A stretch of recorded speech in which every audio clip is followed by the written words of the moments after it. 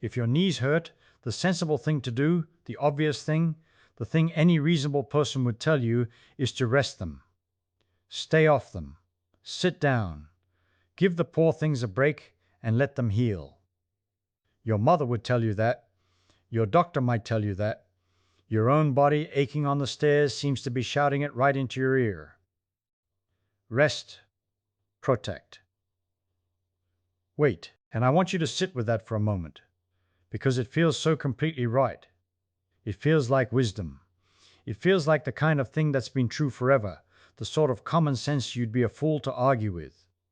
I'm going to argue with it anyway, because it's wrong.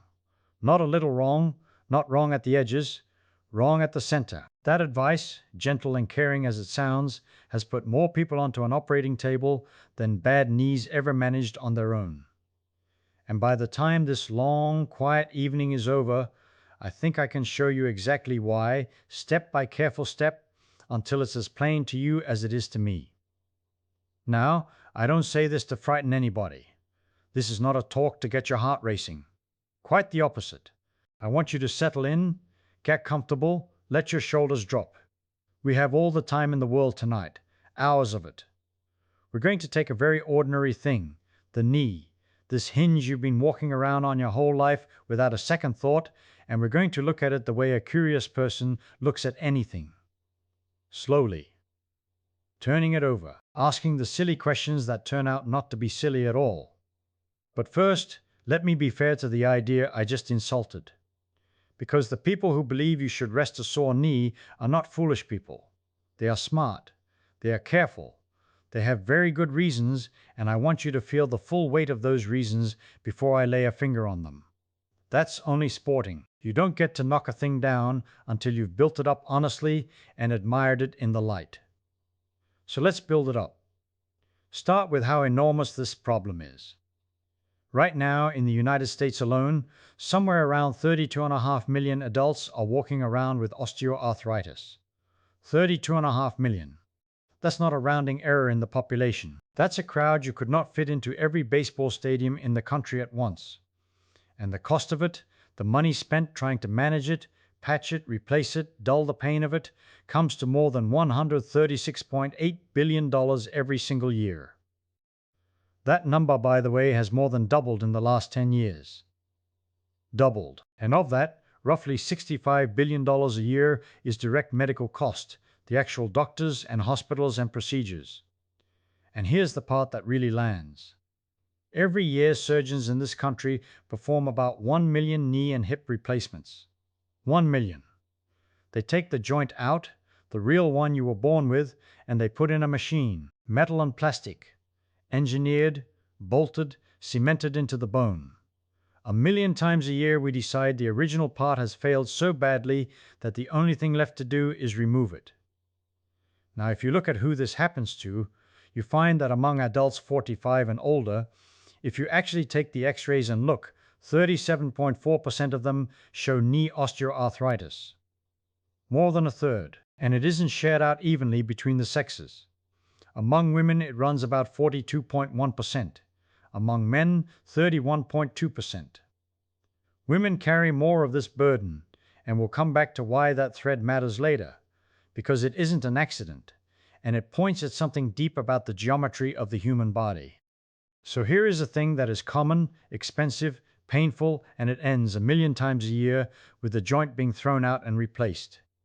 Sit with that picture. What does it suggest to you? What story does your mind reach for almost automatically to explain it?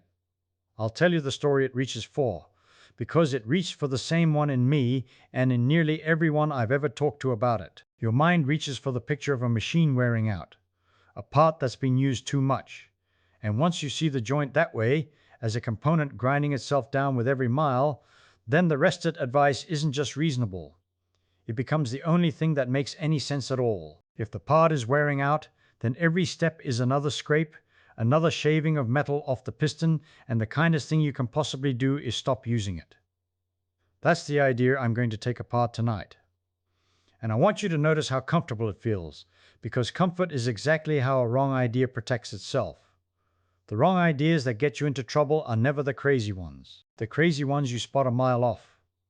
It's the reasonable ones, the ones that fit so nicely you never think to check them. Let me add one more log to this fire before I start pouring water on it. There's a piece of research, careful, patient, unglamorous work published in 1917. No, forgive me, let me be precise. The numbers we're working from were published quite recently. Some careful people went and did something you might not think to do. They went and looked at skeletons. 2,576 of them to be exact, drawn from 3 different chapters of human history. And they asked a simple question. How common was this knee disease in the past, really, compared to now? And what they found, when we get to it properly, is going to blow a hole clean through the wearing out story. Because if the joint is just a part that grinds itself down with use, then the people who used their joints the hardest, the people who walked farthest, squatted lowest, climbed most, carried heaviest, those people should have the worst knees of all. Shouldn't they? That follows directly. More use, more wear, more disease. It's the whole logic of resting. Hold that prediction in your mind, keep it warm. Because when we finally lay the bones out on the table, hours from now, you're going to find the exact opposite staring back at you, and there will be no way to unsee it. But I'm getting ahead of myself, and there's no need to rush. We have the whole night. Let me give you the one fact that first made me suspicious. The one loose thread I couldn't stop pulling. Here it is, and it's a strange one.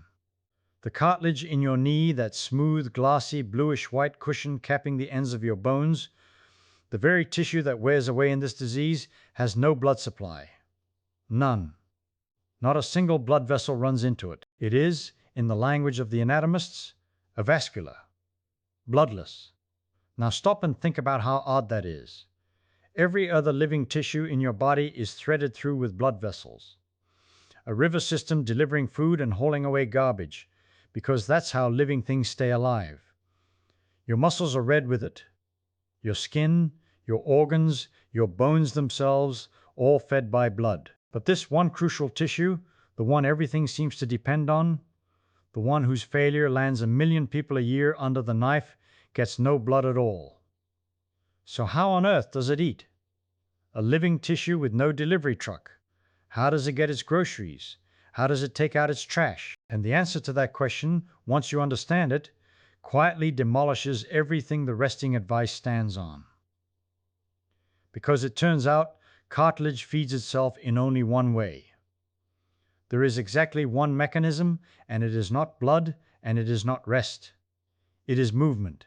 It is load. It is the very thing we've been telling people to stop doing. I'll walk you through precisely how that works. Slowly, later tonight, the little pump inside your joint, the squeeze and the release, and once you see it, you'll never think about a sore knee the same way again. But for now, I just want you to feel the size of the contradiction.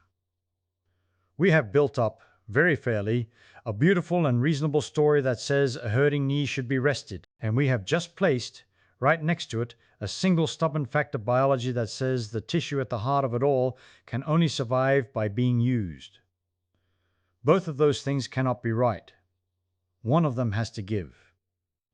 So that's our evening, laid out in front of us like a good long trail. We're going to walk it without hurrying. We'll take the wearing out machine and admire it, and then we'll watch it fall apart under 3 separate blows, none of which it can answer. We'll dig up those old skeletons and let them testify. We'll find out how bloodless tissue manages to stay alive. And then, once the old idea is well and truly in ruins, we'll build the real one from scratch, from levers and pulleys and pressures, from the quiet mechanics of the kneecap, which is, I promise you, one of the most elegant little machines nature ever bolted together. And by the end, you won't just know that the knee needs the right load instead of no load. You'll understand, right down in your bones, exactly why. So get comfortable. Let's begin with the machine that wears out, and let's give it every benefit of the doubt. So picture, if you will, an old car. Not a wreck in a junkyard, but a good honest engine that has run for a very long time. 200,000 miles, maybe more. You pull the head off and you look inside. And there it is, the story written in metal. The cylinder walls, once smooth as glass, now scored with fine little scratches. The piston rings worn thin, a dusting of gray metal in the oil, which is nothing but the engine, atom by atom, grinding itself away. Every time that piston went up and came down, and it did that a few billion times, it took a whisper of metal with it. Nobody put that metal back. There is no fairy in the crankcase laying down fresh steel in the night. The engine only loses. It is a bank account with withdrawals and no deposits, and one day the balance runs out. Now that is a beautiful picture, and I want you to hold on to it, because it is exactly how almost everyone, doctors included, has pictured the knee. You have got two bones meeting at a joint. Between them, a smooth pearly cap of cartilage, slick and glistening, slicker than ice on ice, the most frictionless stuff in the whole animal kingdom. And every step you take, those surfaces press and slide, press and slide. So the reasoning goes like this. If steel wears out from sliding, and steel is hard, then surely this soft living gristle wears out too, and faster. Every mile you walk is a withdrawal. Every flight of stairs, a bigger one. Every run, a raid on the account. Use the joint, spend the cartilage. When it is gone, it is gone. And the surgeon comes with a joint made of metal and plastic to replace what you spent. And they do that, the surgeons, about 1,000,000 times a year in this country, hips and knees together. 1,000,000. That is not a small number. That is a whole city's worth of worn-out joints hauled in for new parts every single year. So the picture is not idle. It has a factory behind it, and a very large bill. And I will tell you, when you put numbers to the forces, the picture gets more convincing, not less. Because these are not gentle forces. Let us take an ordinary fellow, weighs about 200 pounds. He walks across the room. Behind his kneecap, where it rides against the groove in the thigh bone, the squeezing force is around 850 newtons. Now a newton is just a unit of push. 850 of them, for this man, comes to about half his body weight, pressed right there behind the kneecap with every stride. Half his weight just to stroll to the kitchen. That already seems like a lot for a soft little cap of gristle to bear. But he does not only stroll, he climbs the stairs. And going up, that force behind the kneecap jumps to about 1,500 newtons. That is more than 3 times his body weight now, riding on that joint each time he lifts himself a step. And here is the part that surprises people. Coming down the stairs is worse than going up. Far worse. Descending, the force climbs to around 4,000 newtons. 4,000. For our 200-pound man, that is 5 times his entire body weight, hammering through the front of the knee every time he lowers himself down a single step. Think about that the next time you come down to breakfast. 5 of you, stacked up, pressing behind that kneecap, step after step after step. And we are not done. Let him go for a jog, an easy trot around the block. Now the force is about 5,000 newtons, roughly 7 times his body weight, landing and pushing off. Landing and pushing off hundreds of times a mile. And should he crouch all the way down into a deep squat, down on his heels the way a child does so easily, the force behind that kneecap can reach 15,000 newtons. 15,000. That is 20 times his body weight, concentrated in a joint no wider than your fist. 20 times. If you told an engineer you had a bearing the size of a lemon and you were going to load it with 20 times the machine's weight over and over for 80 years, he would look at you as though you were mad.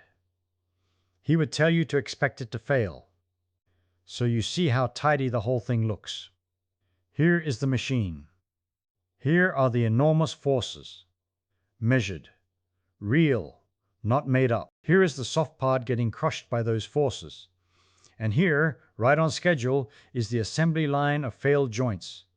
1,000,000 a year needing replacement. Wear and tear. It fits.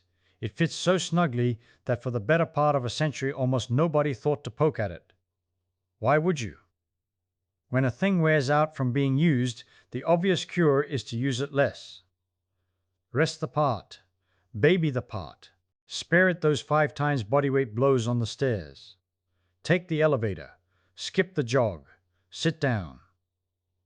And that right there is the advice 100 million aching knees have been given and it flows perfectly logically out of this one lovely picture of the engine grinding itself to dust. I want to be very fair to this idea, because I am about to spend the whole rest of the evening taking it apart, and it would be cheap of me to knock down a straw man. So let me build it up as strong as I honestly can, stronger perhaps than its own defenders usually bother to. The wearing out picture is not stupid. It is not the invention of lazy minds. It rests on things that are genuinely true. Cartilage genuinely is soft compared to bone. The forces genuinely are gigantic. Worn joints genuinely do come apart, and you genuinely can see on an old joint the smooth cartilage thinned away until in the worst cases the bone underneath is bared and polished by rubbing against its neighbor. That polishing is real.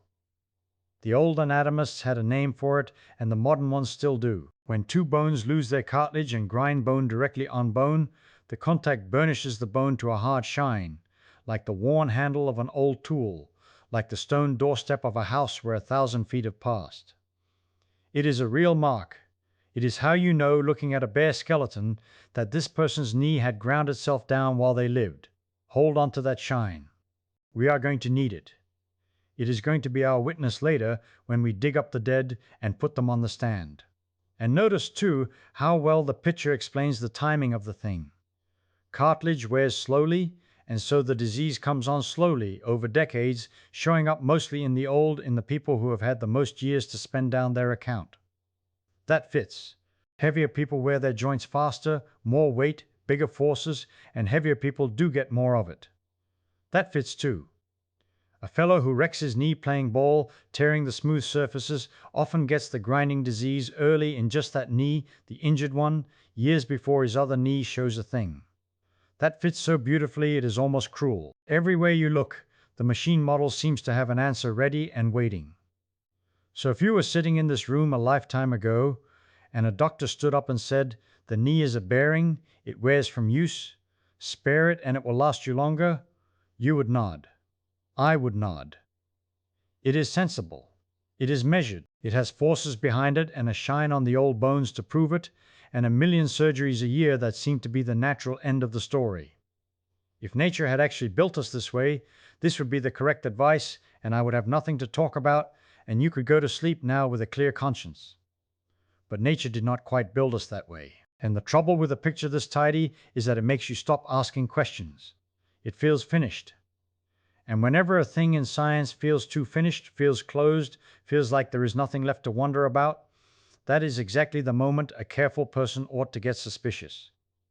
Because the universe is under no obligation to be as simple as our first good story about it. The engine picture is a first good story. It is not a bad one. It is just not, as we are going to find out, the true one, and the gap between the sensible story and the true one is where all the interesting physics is hiding. So let us start, very gently, to lean on it. Not to smash it, not yet. Just to lean, the way you lean on a fence post to see if it is set firm in the ground or only propped up to look firm.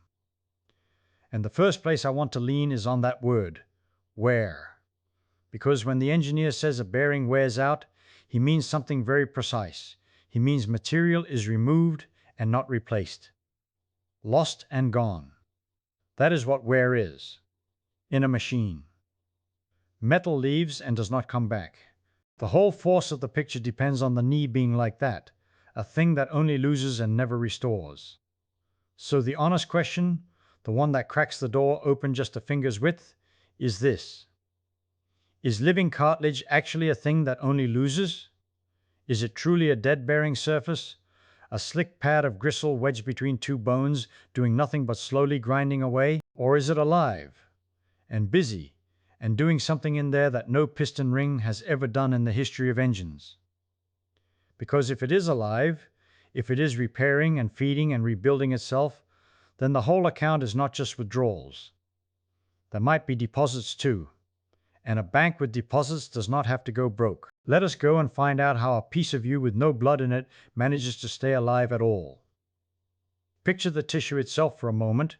It sits at the very end of the thigh bone, and at the top of the shin bone, and behind the kneecap, this smooth, pale, bluish-white stuff, slicker than wet ice, slicker than anything a person has ever machined.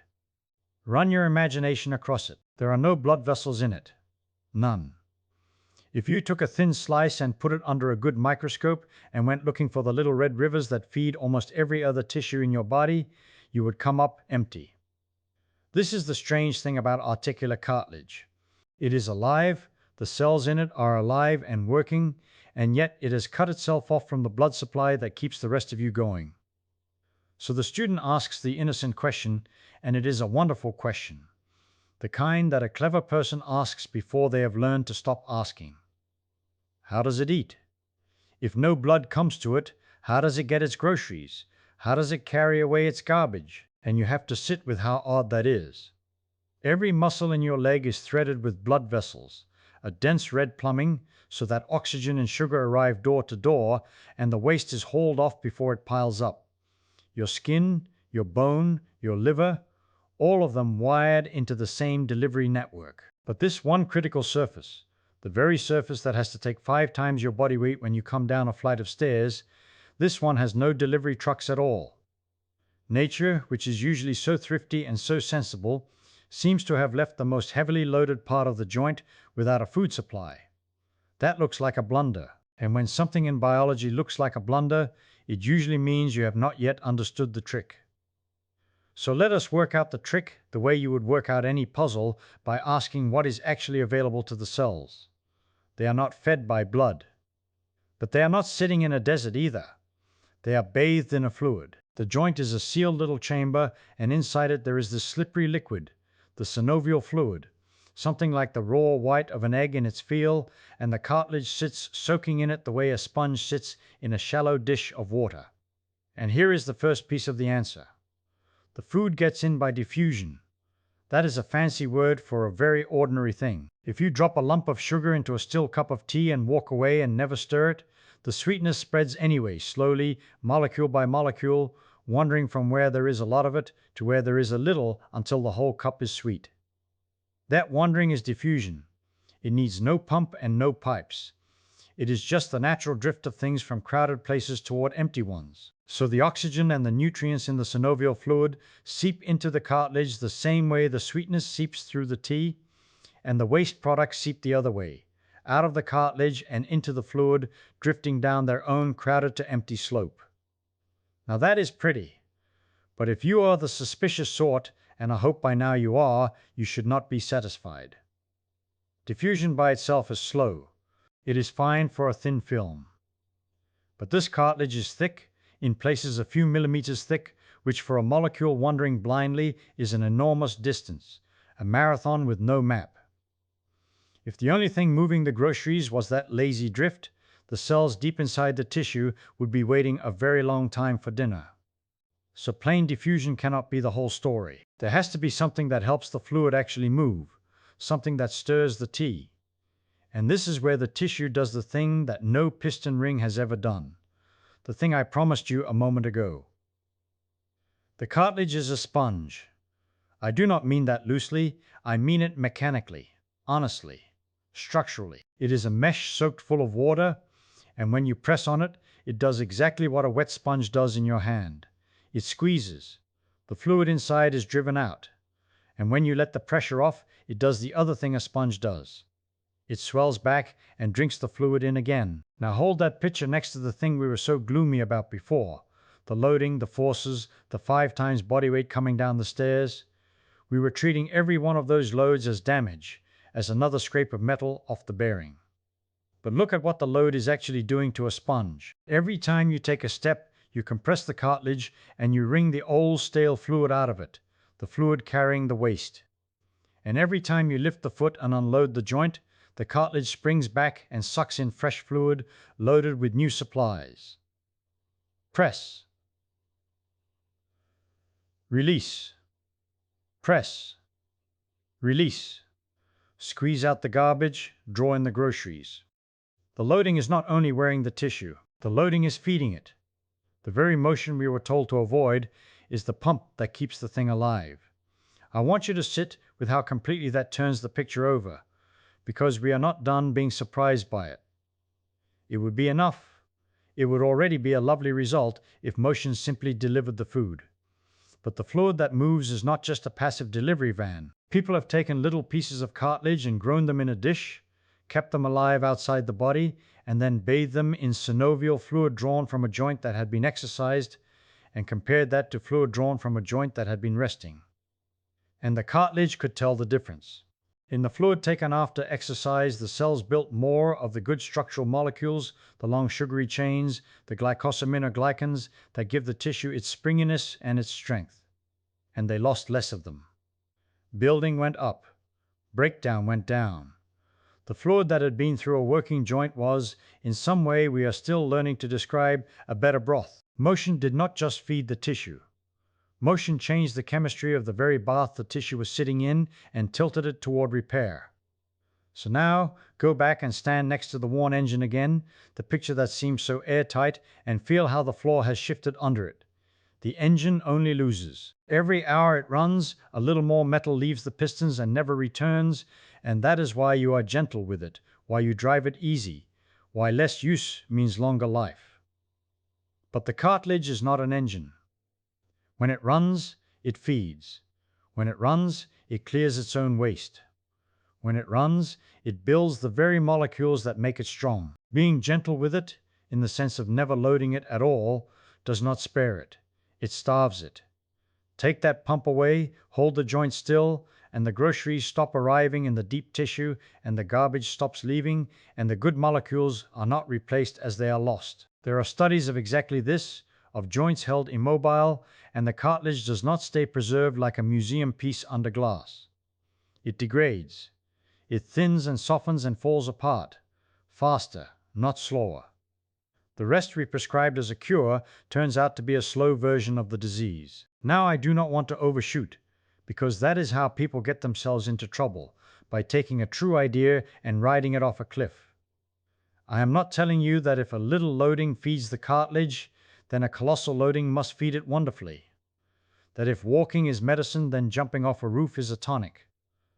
That is not the argument at all. There is clearly some amount of load that is nourishing and some amount that is genuinely too much, and a great deal of what is coming in the rest of this talk is precisely about finding the seam between those two, about how to load the joint enough to feed it, and not so much or so wrongly that you overwhelm it. The point right now, the crack we have just pried open in the old idea, is much simpler and much more disturbing than any prescription.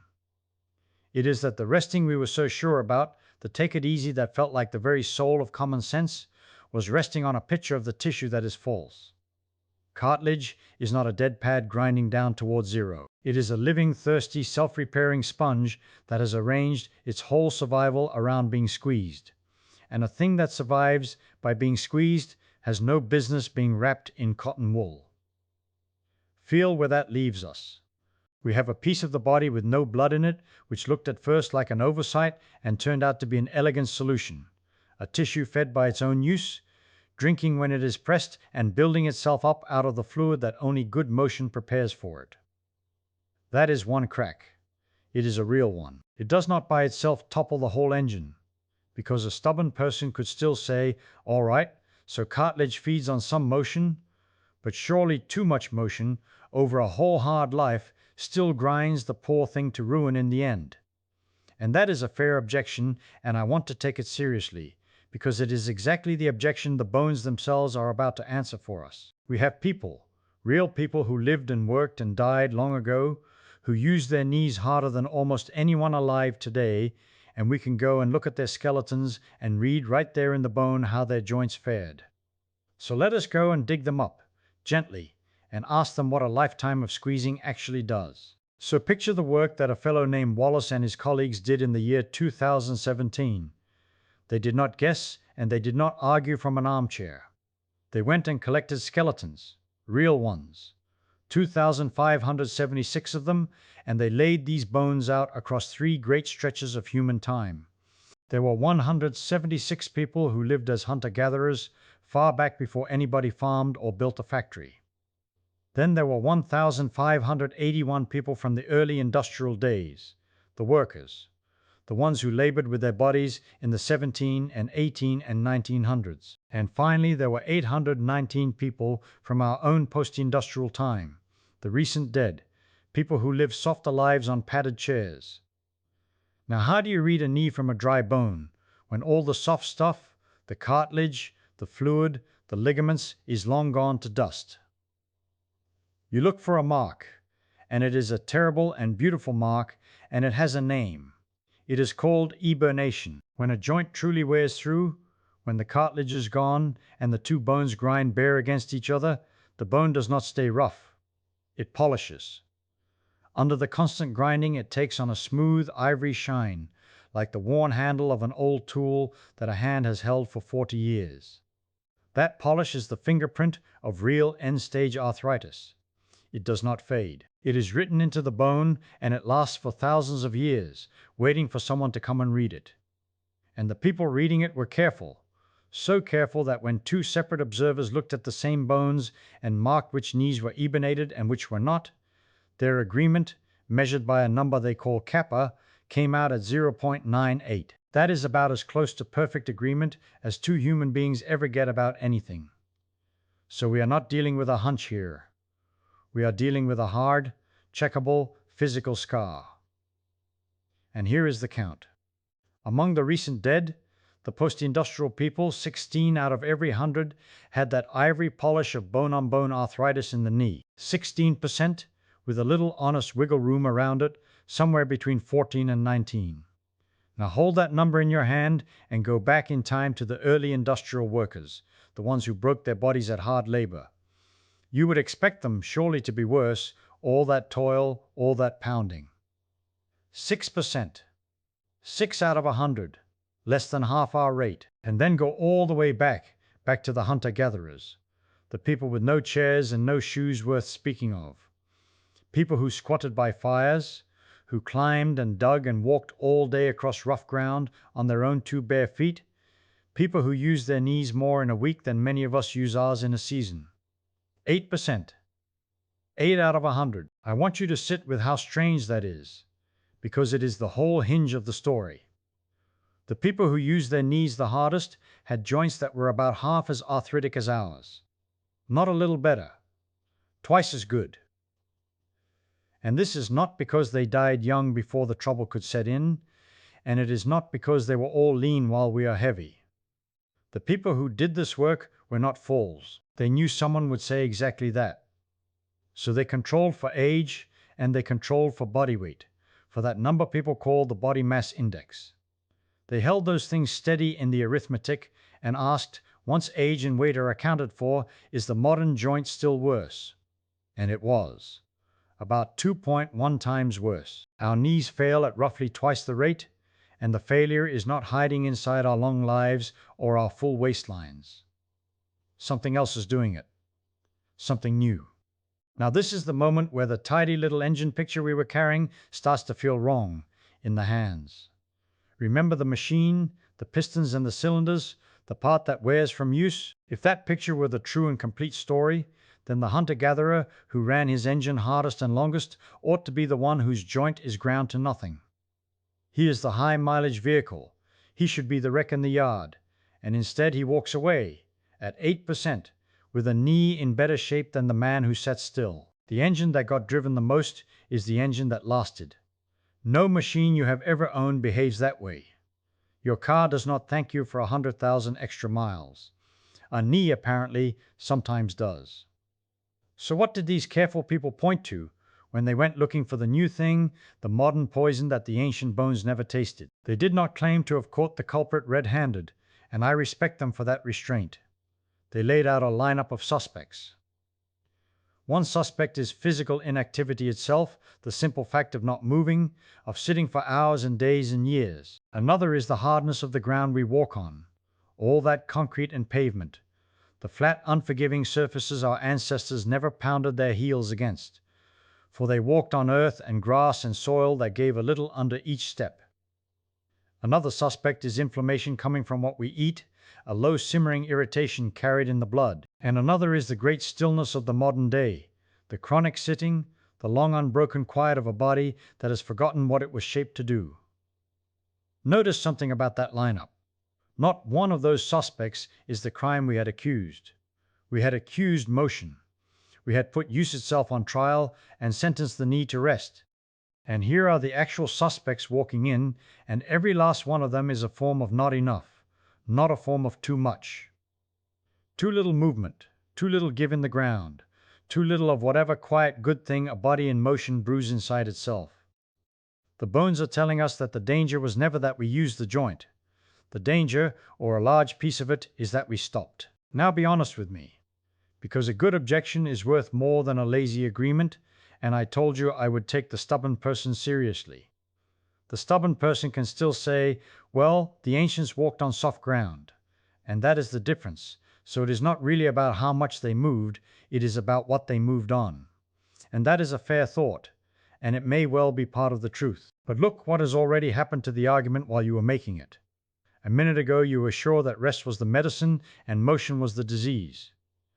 Now you are down to arguing about what kind of ground the motion should happen on. The motion itself has quietly changed sides. It has stopped being the accused and started being the cure, and we are only haggling over the dose and the surface. That is a very different courtroom than the one we walked into. And there is a second crack running right alongside the first one now, and I want you to feel how they meet.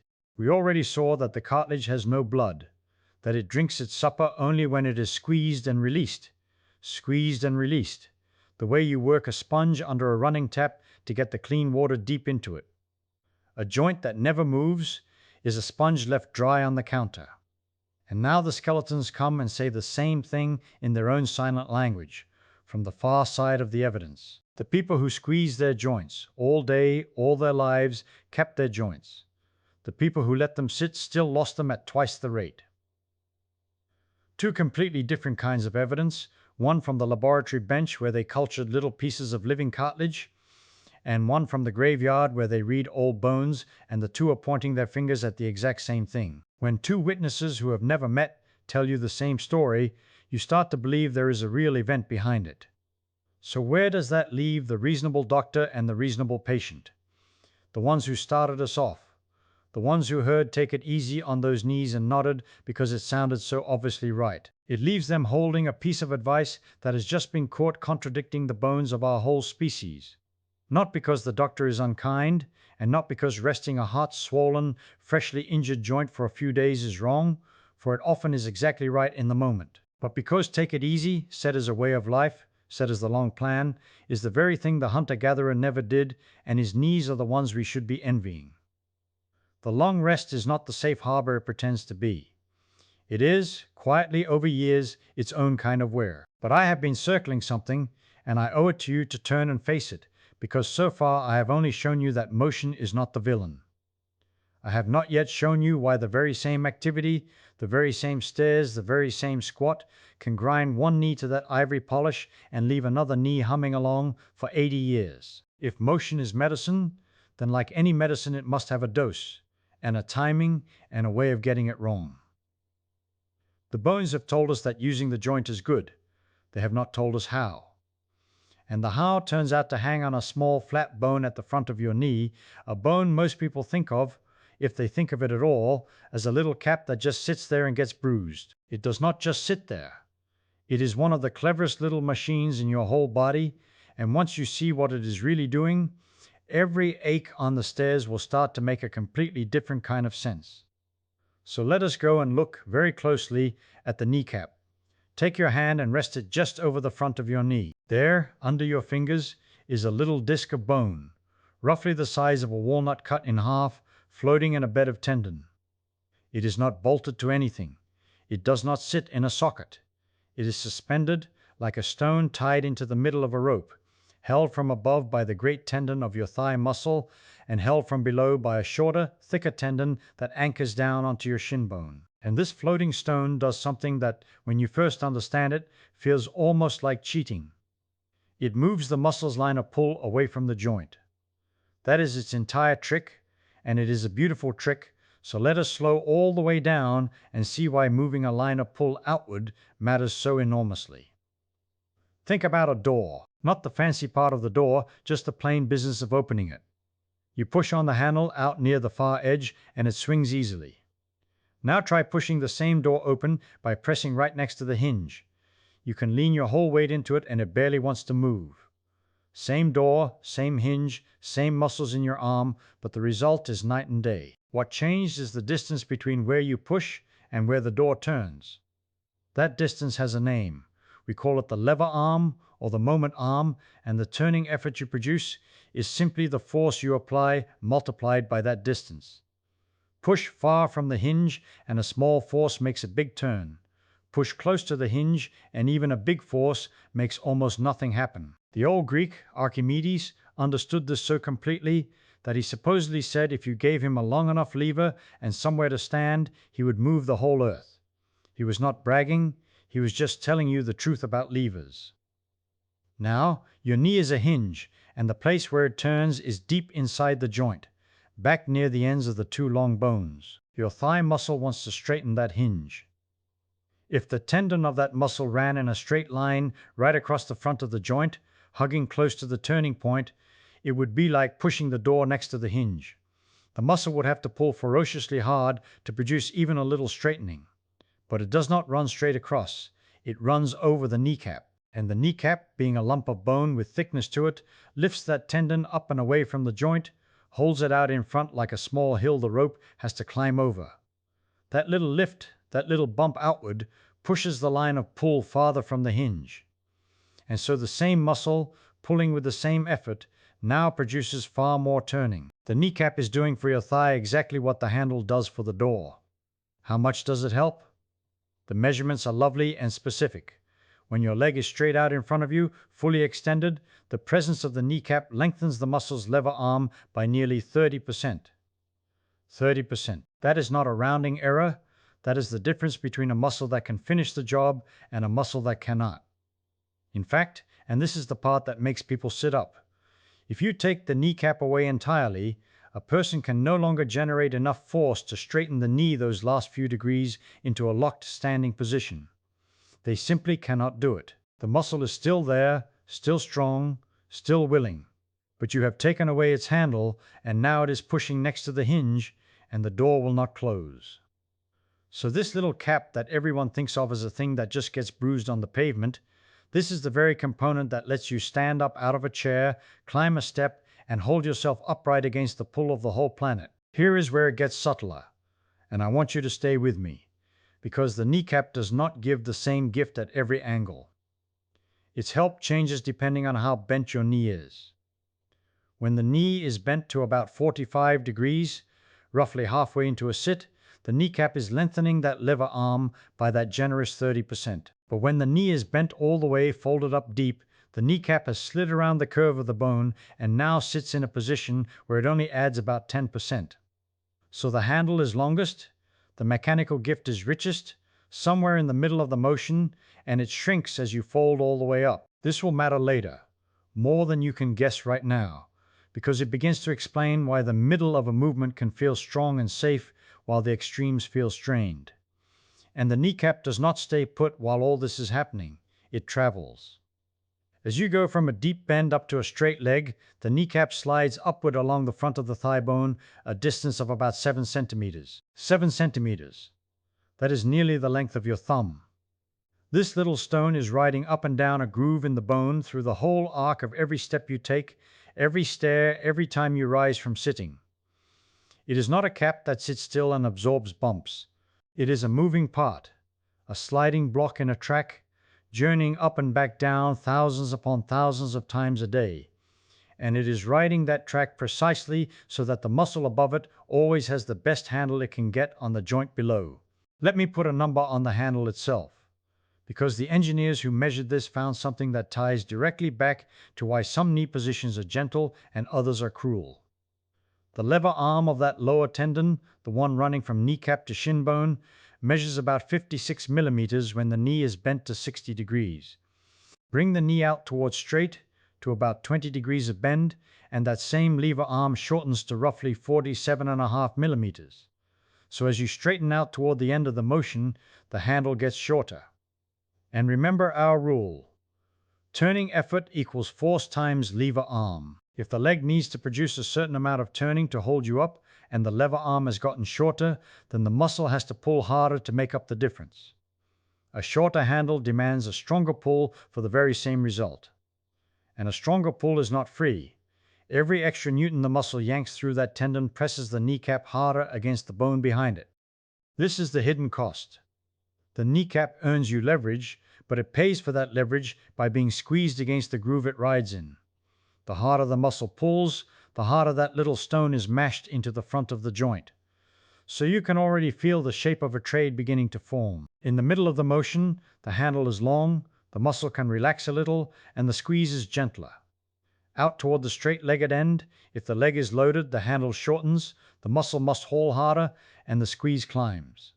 The kneecap is generous and expensive at the same time, and the bill it hands you depends entirely on the angle of the knee. But squeeze all by itself is only half the story of what a joint feels, and here is the second idea, and it is every bit as important as the lever. It is the difference between force and pressure. People use those two words as if they mean the same thing. They do not, and the gap between them explains almost everything about comfort and damage. Picture a woman crossing a wooden floor in a heavy flat boot. She weighs whatever she weighs, and all of it comes down through the wide sole of that boot, spread across a big patch of leather. The floor barely notices. Now put that same woman, the very same weight, not 1 ounce different, up on a thin high heel with a little steel tip no bigger than a fingernail. Now she walks across that same wooden floor, and she leaves a trail of dents behind her, little wounds pressed into the wood. Same person. Same weight. Same force pushing down. What changed? The area. In the flat boot, her weight was spread across many square centimeters, so the pressure at any one spot was small. On the heel, her whole weight was funneled through a tiny tip, and the pressure at that point became enormous. Pressure is just force divided by the area it is spread across. Take the same force and pour it through a smaller and smaller patch, and the pressure of that patch climbs and climbs until something gives. Your kneecap lives and dies by this arithmetic. It is being squeezed against the bone with real force, yes. But whether that force is a gentle caress or a punishing gouge depends on how much surface the two bones share at that moment. And here is the astonishing thing the measurements revealed. That shared surface, the patch where kneecap meets thigh bone, is not fixed. It changes with the angle of the knee just as the lever did. When the knee is bent only a little, to about 30 degrees, the two bones touch across a patch of only about 2 square centimeters. That is a small patch, about the size of a postage stamp.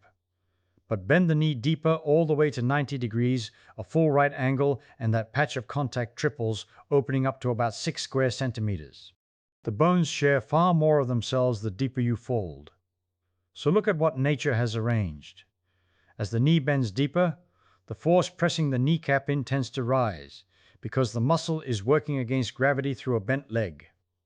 But at the very same time, the area of contact swells to spread that rising force across more and more tissue. It is as though the joint, sensing that the load is about to climb, quietly widens the boot to catch it. Whether your knee is standing on a flat sole or teetering on a stiletto at any given moment is not something you get to choose by willpower. It is written into the geometry of the bend itself, and once you learn to read that geometry, you will finally understand why one knee grinds and another one hums. Let me hand you the tool that lets you read it, because this is the part where the whole talk turns a corner, and I want you to feel the corner as we take it. Picture two machines sitting across from each other in one of those rooms where people go to mend their knees. On the left, a bench where you sit, hook your ankles under a padded bar, and straighten your legs against the weight. Your foot swings free through the air, nothing is holding it down. The engineers who study these things have a name for that. They call it an open chain, because the far end, the foot, is open, loose, unanchored, free to move wherever it likes. On the right, a different contraption. You lie back with your feet planted flat against a big plate, and you push the whole plate away by straightening your legs. Now your foot is not free. It is pressed against something solid, and the whole line from foot to hip is closed into a loop through the machine. They call that a closed chain because the far end is pinned. Both machines strengthen the same muscle on the front of your thigh, both bend and straighten the same knee. To the eye, they look like cousins doing the same job. And yet, And here is the thing that took people an embarrassingly long time to notice. They load the kneecap in almost opposite ways depending on how deep the knee is bent. Now, most people who set foot in that room think there must be one safe machine and one dangerous machine. Somebody tells them the leg extension is bad for the knees or the leg press is bad for the knees, and they carry that little rule around like a stone in their pocket. But nature does not deal in machines. Nature deals in geometry. And when you actually put sensors on people and measure the force squeezing the kneecap against the thigh bone through the entire motion, something wonderful and slightly maddening falls out of the numbers. There is a crossing point. There is one particular angle of the bend where the two machines trade places. Here is the crossing. Start with the knee almost straight and slowly bend it. From a straight leg down to about 46 degrees of bend, the open chain, the free foot leg extension, presses the kneecap harder than the closed chain leg press does. In that shallow zone, the machine where your foot swings free is the rougher one on the kneecap. But keep bending. Somewhere around 50 degrees and beyond, all the way down to 90 degrees, the story flips clean over. Now the open chain becomes the gentler one, and the closed chain, the leg press, the squat, the thing everyone calls functional and natural, that is the one loading the kneecap hardest. The same joint, the same person, the same afternoon. Two machines that swap which one is kind and which one is cruel, and the switch is thrown right around 46 degrees of bend. Sit with how strange that is. It means the question people always ask, is this exercise good for my knees, is the wrong question. There is no such thing as an exercise that is good or bad for the kneecap in general. There is only an exercise done through a particular arc of the bend. The arc is the thing. The angle is the thing. You could take the very same leg extension that batters a knee in the last few degrees of straightening and turn it into one of the safest things a sore knee can do, simply by choosing a different slice of the motion to work in. Nothing about the machine changed, only the geometry you asked it to travel through. So let me draw you the safe slices, because they are not the same for the two machines, and that is the whole practical payoff of everything we have built up to now. For the open chain, the free foot, the safe arc lives between about 90 degrees of bend and about 40 degrees of bend. Work in that window and you get the lowest pressure on the kneecap, while the contact patch is still generously wide, the boot still flat and broad. But push past 40 degrees toward a fully straight leg and you walk into trouble. Remember what happens near the top. The contact patch shrinks down toward that little postage stamp, while the muscle still has to pull hard to finish straightening the leg. Big force, tiny patch. That is the stiletto again. That is exactly the recipe for grinding. So on the free foot machine, the danger is not the deep bend. The danger is the last stretch towards straight. Most people have it precisely backwards. They baby the deep part and then snap the leg out straight at the end with a little kick, and that kick is the most expensive inch of the whole motion. The closed chain, the planted foot, has its safe window at the other end entirely. There the gentle zone is up near a straight leg, from 0 out to about 30 degrees of bend for a knee that is fresh and sore, and you can open that window wider out towards 60 degrees as the knee calms down and the tissue toughens. So on the squat, on the leg press, the shallow bend is your friend, and the deep bend is where the bill comes due. A quarter of the way down, gentle, all the way down into a deep fold, and the kneecap is carrying a heavy freight. Do you see the beautiful symmetry of it? The two machines are almost mirror images. On the free foot machine, keep away from straight. On the planted foot machine, keep away from deep. And in between, in the middle of the bend, both of them are doing something reasonable, which is exactly why the middle of the bend keeps turning out to be the kind country for a knee. It is not an accident that we keep arriving back at that mid-range. The lever is long there, so the muscle needs less force. The contact patch is wide there, so whatever force arrives gets spread thin. And now we find that both styles of exercise, open and closed, are behaving themselves right through that same middle band. 3 different lines of reasoning: the lever, the contact area, and now the crossover of the machines, all pointing at the same friendly territory. When 3 independent roads meet at the same town, You start to suspect the town is real. I want to press on the why of the crossover for a moment, because a number without a reason is just a thing to memorize, and I have no interest in handing you things to memorize. Think about what the planted foot does. When your foot is fixed against a plate and you bend deeper, the machine forces your shin and thigh into a sharper and sharper fold, and to hold you there, the muscle on the front of the thigh has to haul with tremendous force through the tendon that wraps the kneecap. The deeper the closed fold, the more the whole structure clamps the kneecap into the groove of the thigh bone. That is why the closed chain gets brutal in the deep bend. Now the free foot. With nothing anchoring your ankle, the demand on the muscle is set by how far your foot sticks out from the knee, the length of that swinging lever of shin and foot. When your leg is nearly straight and stuck out in front of you, that lever is at its longest and the muscle strains hardest to hold it right where the contact patch has thinned to nothing. That is why the open chain gets brutal near straight.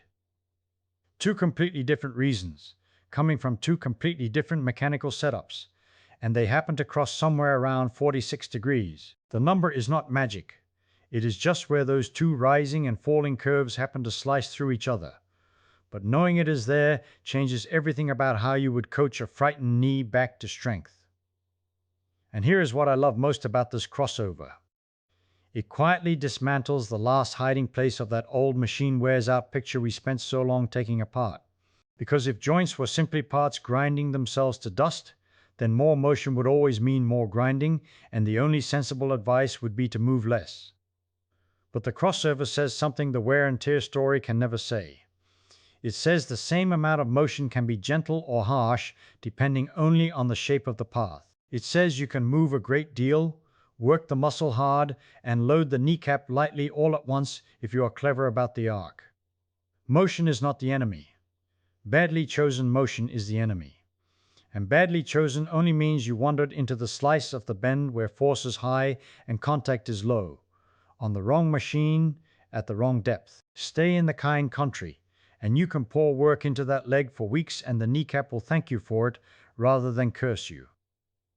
So the frightened knee, the one whose owner was told to take it easy and go home, is not actually asking to be left alone. It is asking to be moved through the right window.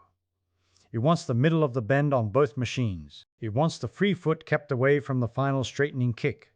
It wants the planted foot kept out of the deep fold until it is ready. Give it those things and you are no longer choosing between strength and safety, which is the false choice that keeps so many people stuck. You are getting both at once, because the geometry lets you. But there is a thing I have been quietly stepping around, and I want to bring it out into the light now, because it changes the whole picture. All this while I have been talking about the knee as if it were an island, as if the only players in this little drama were the kneecap, the thigh muscle, and the groove they slide in, and you would be forgiven for thinking that. Because that is where the pain lives, so that is where your attention goes. But the knee is not an island. It is a hinge caught in the middle of a long chain, and a hinge in the middle of a chain does not get to decide all by itself which way it points. The thing above it has a vote, and the thing above the knee is the hip. Let me put it to you plainly. Picture standing on one leg. Just one. Maybe you are stepping off a curb, or climbing a stair, or simply shifting your weight the way people do 1,000 times a day without a single thought. In that instant, the whole side of your pelvis wants to drop toward the empty side, the side where no foot is holding you up. Something has to keep it level. That something is a set of muscles out on the side of the hip, the ones that pull the thigh out and away, and the ones that roll the thigh outward the way you would turn a key. Muscles that most people have never once felt work in isolation, and could not point to if you asked. And here is what happens when those muscles are lazy or weak. The thigh bone, the big long bone from hip to knee, caves inward at the top. It drifts toward the midline and it rolls inward at the same time, like a tent pole planted crooked in soft ground. The knee, poor obedient hinge, has no choice but to follow the bone it is bolted to. Now watch what that does to the geometry we spent all this time building. Remember the pull of the great thigh muscle, and how it runs down to the kneecap, and how the kneecap passes that pull along to the shin bone through its own short tendon. That pull is not a single straight line. It comes down from above at a slight slant, and it leaves below at a slightly different slant, and the little angle between those two directions is the thing the anatomists call the Q angle. It is just a measure of how crooked the tug-of-war is. When the thigh bone caves inward at the hip, that angle opens up. The crookedness gets worse, and the kneecap, which was riding so nicely down the center of its groove, gets tugged off to the side. Here is the number that ought to make you sit up, or rather, since it is late, the number that ought to make you settle deeper. Open that angle by just 10 degrees. 10 degrees of extra crookedness born entirely up at the hip, and the peak pressure inside the kneecap joint climbs, while the area of contact shrinks. Both of the bad things happen together. Less surface to share the load, and more load pressed onto it. So the pressure per little patch of cartilage, the very quantity we decided all along was the thing that actually matters, goes up twice over. And the person feeling that has done nothing wrong at the knee at all. They may have the finest thigh muscle in the world. The trouble was poured in from above, from a hip that could not hold the line. So you begin to see the joke nature has been playing. A person comes in with a sore kneecap. Every instinct, theirs and yours, says the problem is at the knee, so that is where you push and pull and strengthen. And sometimes it helps, and sometimes it stubbornly does not, and nobody can quite say why. And the reason it does not is that you have been mopping the floor while the tap upstairs is still running. The water was never coming from where the puddle sat. Now I find this genuinely lovely, and let me tell you why. Because it is not merely a piece of engineering trivia. When people took this seriously and tested it properly, comparing a program that trained the hip and the knee together against one that only bothered with the knee, the combined approach won, and it did not win by a whisker. On the scales they used to measure how a knee feels going upstairs and down them, and squatting and kneeling and all the ordinary trials of a day, the improvement was on the order of 19 to 21 points on the front of knee scale, and something like 49 points on the broader function scale, and these gains held at 6 months and even a year out. Not a flash that faded, a change that stayed. And the recipe is almost embarrassingly modest. You aim at those side of hip muscles, the ones that pull the thigh out and roll it open. You work them perhaps 3 times in a week, you give it 6 to 8 weeks, and you do it with the gentlest resistance imaginable. A loop of stretchy band around the legs, the sort of thing you might mistake for a child's toy, adding a touch more tension as the weeks go by. That is the whole of it. No heroics, no agony. A crooked tent pole, patiently straightened, so that the hinge below it can finally point where it was always meant to. But I promised you the geometry, and I want to be honest about the mechanism. Because when people got curious about why the hip work helped so much, they found something they did not quite expect. You would think, would you not, that the gains came from raw strength, that the muscle simply got bigger and mightier and yanked the bone back into place by brute force. And there is some of that, but the timing did not fit a pure strength story. The improvements often arrive faster than muscle can actually grow, and they showed up in people whose measured strength had barely budged. Which tells you the change was not only in the size of the engine, it was in the wiring. It was in the nervous system learning, at last, to switch those hip muscles on at the right instant, in the right order, so the thigh bone never got the chance to cave in during the split second of weight bearing when it mattered most. The muscle was there all along, it just was not being called upon at the moment of need. That is a beautiful thing to sit with. So much of what we call weakness is not really an empty tank. It is a lazy dispatcher, a signal that fails to fire when the foot lands. And you can teach that dispatcher. You can rehearse the pattern until it becomes automatic, until the body braces the hip without a thought, the way you catch a drop cup before you have decided to reach for it. The strength was potential all along. Training woke up the part that decides when to spend it. And now let me fold this back into everything we have been building, because it all belongs to one picture. We started by dismantling the comfortable little story that the knee is a machine part wearing out, and that the wise thing is to use it as little as possible. We watched that story crack against the bloodless cartilage that can only be fed by motion. We watched it crack against the old skeletons of people who worked their bodies to the bone, yet carried healthier joints than we do. We watched it crack against the plain fact that even resting weight, even the softest walk, still presses on the joint, so that perfect stillness was never actually on the table. And then, having cleared the wreckage away, we started building the true thing in its place, board by board. The kneecap as a clever little lever that changes its own advantage as the knee bends. The spreading and shrinking patch of contact that decides how hard any given force truly bites. The crossing point around 46 degrees where two machines swap which one is kinder.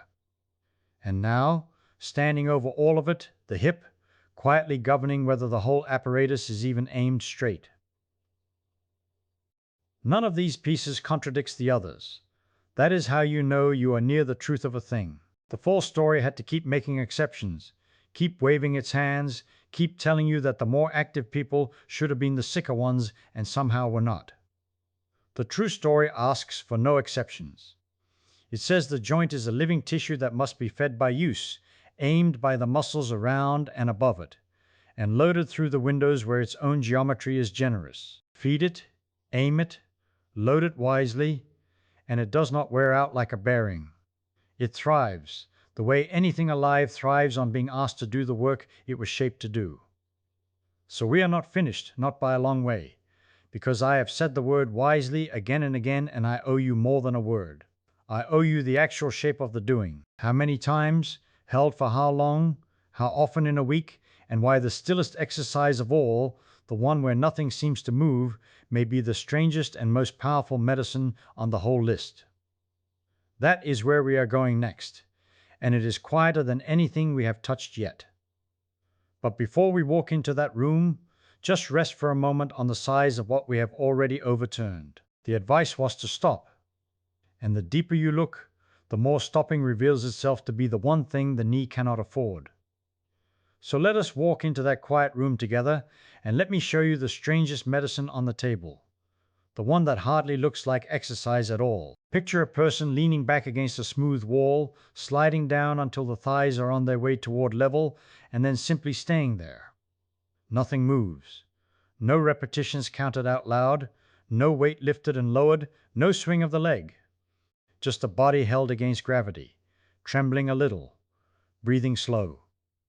If you watch from across the room, you might think nothing at all was happening, and yet inside that stillness something is going on that is, to my mind, one of the most surprising results in this whole business. Because the muscle is working ferociously while the joint barely changes its angle. The knee is not grinding through its arc, it is parked. And parked in a clever place, the load stays steady, the contact area stays wide, and the quadriceps pours out force without dragging the kneecap up and down its groove. It is work without travel. Effort without wear. That alone would be interesting, but it turns out to be far more interesting than that. Let me tell you about a careful little study, the kind I like, where they did not just ask people how they felt, but measured something you can put a number on. They took 90 adults with the long grinding kind of knee arthritis, the chronic kind, and they had them do a wall squat held at about 100 degrees of knee angle. One group held it 3 separate times, 3 full minutes each. Another group held it just once. And a third group, the comparison, simply sat quietly and did nothing in particular. Now here is the part that made me sit up. They did not only measure the knee. They pressed on the calf, on the forearm, and on the lower back, and they measured how much pressure it took before the person said, "That hurts." They called it the pressure pain threshold, and it is just a fancy way of asking, how much can this spot take before it complains? The group that held the wall squat 3 times, 3 minutes each, became measurably harder to hurt. Not a little. At the calf, the threshold rose by about 9.5 newtons per square centimeter. At the forearm by about 4. At the lower back by about 5.5. Now stop and taste how odd that is. They squeezed a muscle in the thigh, holding it still against a wall, and the forearm way up at the other end of the body got tougher against pain. The lower back got tougher. These are places the wall squat never touched. The knee did not send some healing juice sloshing up the arm. What happened is that the nervous system itself turned a dial. The holding of that contraction reached into the spinal cord and the brain and quieted the whole alarm network, everywhere at once. That is the meaning of the forearm going numb to pressure. It is not a local repair, it is a systemic hush. The body asked to hold a hard, steady effort, answers by turning down its own pain volume across the board. I want you to sit with that, because we spent the first part of our evening tearing down the idea that pain is a simple, honest warning light. Here is the other half of that demolition. If holding a muscle still can lower pain in a place the muscle never reached, then pain was never just a readout of local damage. Pain is a decision the nervous system makes, and the nervous system can be talked to, not with words, but with load, with a held, honest, unglamorous effort. The clinical pain those people felt in their knees dropped too, by something like 8 or 9/10 of a point on the scale they used. A modest number on paper, but it came from doing something that looked, from across the room, like nothing at all. And this was not a lonely result. There was another trial, smaller, 29 people, average age around 60, with the moderate stages of knee arthritis, the second and third stages on the scale the doctors use. Their protocol was patient and plain. 50 gentle contractions, each held 20 seconds, with 10 seconds of rest between, 6 days a week. Half of them did it with the leg straight at 0 degrees. Half did it with the knee bent to 90. Now think of how humble that is. No machines to speak of. No heavy iron. Just tightening the thigh, holding, letting go over and over most days of the week. And the pain came down. At rest it fell by nearly 2 points in the straight leg group and a bit under 1.5 points in the bent leg group. During activity when the knee actually had to do something, it fell by close to 4 points in the straight group and better than 3 in the bent group. Both worked, both cut the pain and improved what people could do with their day. The straight leg version had a small edge on stiffness, but honestly, the headline is that both of these quiet, boring, almost invisible routines helped. Why should stillness do this when motion is the thing we have been praising all night? That is a fair objection, and I want to meet it honestly rather than wave it away. It looks like a contradiction. We spent an hour learning that the joint is fed by motion, that the cartilage drinks through being squeezed and released like a sponge under a running tap, that immobility starves it. And now I am telling you, the best pain medicine on the table is to hold still. So which is it, motion or stillness? The answer is that these two things are not fighting. They are doing different jobs. The pump, the squeeze and release that feeds the cartilage, that is a matter of the daily bath of ordinary living, of walking and rising from chairs and going gently up and down the stairs, of not letting the joints sit frozen for weeks. That is the nutrition story, and it wants rhythm, repetition, the slow tide coming in and going out. The isometric hold is a different medicine for a different ailment. It is not primarily about feeding the cartilage, it is about two other things. It is about building the muscle that guards the joint, and it is about reaching into the nervous system and turning down the pain so that a frightened, guarded, protective leg can be coaxed back into moving at all. Because here is the trap so many people fall into. The knee hurts, so they guard it. Guarding it, they stop moving it. Stopping the motion, they starve the cartilage and weaken the muscle, and the joint gets worse, and it hurts more, and they guard it harder. Round and round, tighter and tighter, a spiral pulling downward. The isometric hold is a way to break into that spiral from the side. It asks almost nothing of the joint's fragile geometry, because nothing travels. The angle stays put in a friendly zone. And yet it demands real work from the muscle, and it sends that quieting signal up into the spinal cord. So the pain eases without the person having to first do the very thing the pain is forbidding them to do. You lower the alarm, and with the alarm lowered, the ordinary motion, the walking, the stare, the gentle daily pump becomes possible again. The stillness is the key that unlocks the motion. They are not rivals. One opens the door and the other walks through it. And notice how forgiving the recipe is. 50 short holds of 20 seconds, or 3 long holds of 3 minutes, straight leg or bent to 90. Different studies, different shapes, and they all point the same way. This is not a delicate spell that only works if you get the incantation exactly right. It is robust. It is the kind of thing a person can actually do, at home, against a wall, without buying a single thing most days of the week and expect it to help. There is a deep honesty in that. The most effective interventions in the whole of this field are very often the plainest ones, the ones with no romance to sell. But I have given you the what, and I have hardly touched the why underneath the why. Why does holding a contraction reach the spinal cord at all?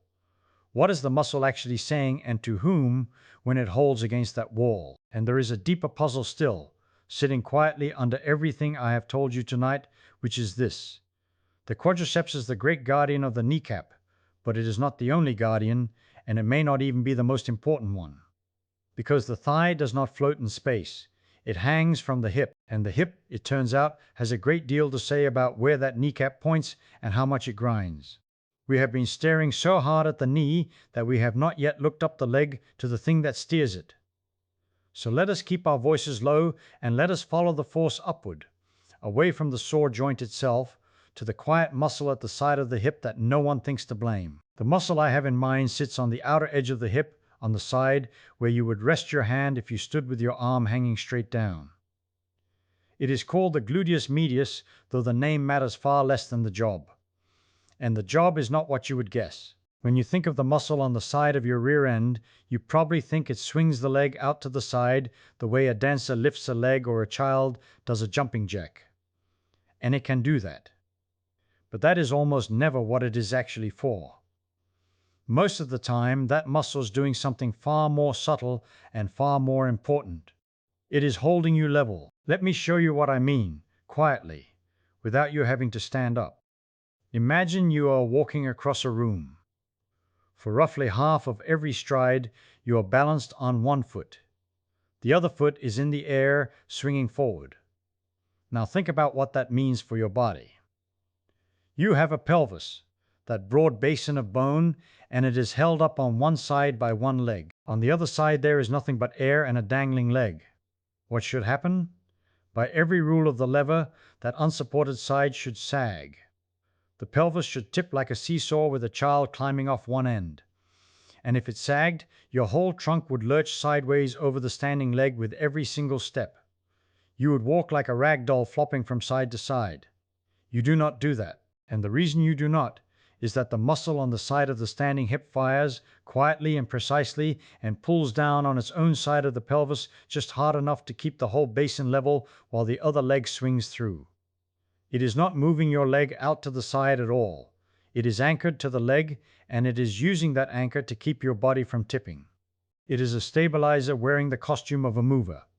Every step you have ever taken, thousands upon thousands of times a day, that muscle has been catching your pelvis before it could fall.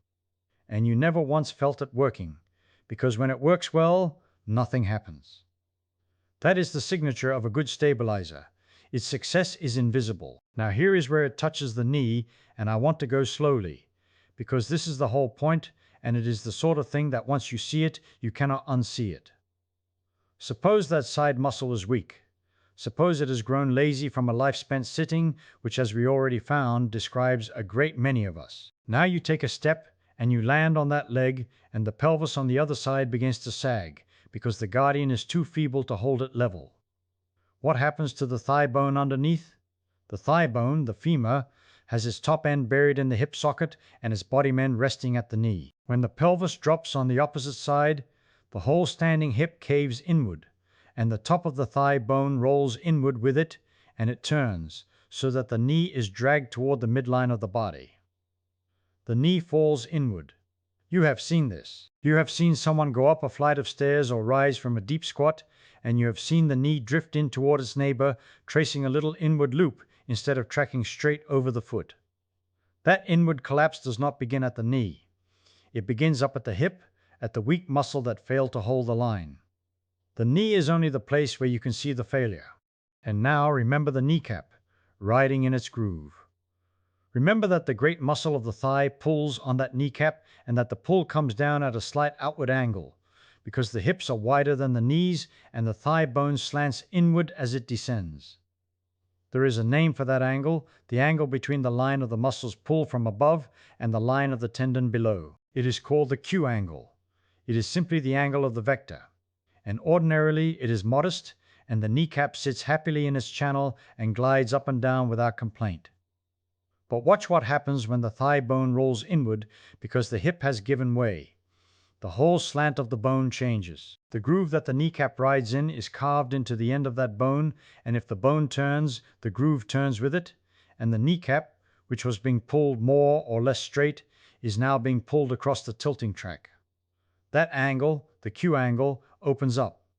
And the measurements here are not vague. When that angle increases by 10 degrees, the peak pressure between the kneecap and the bone beneath it goes up, and the total area of contact goes down. Both at once.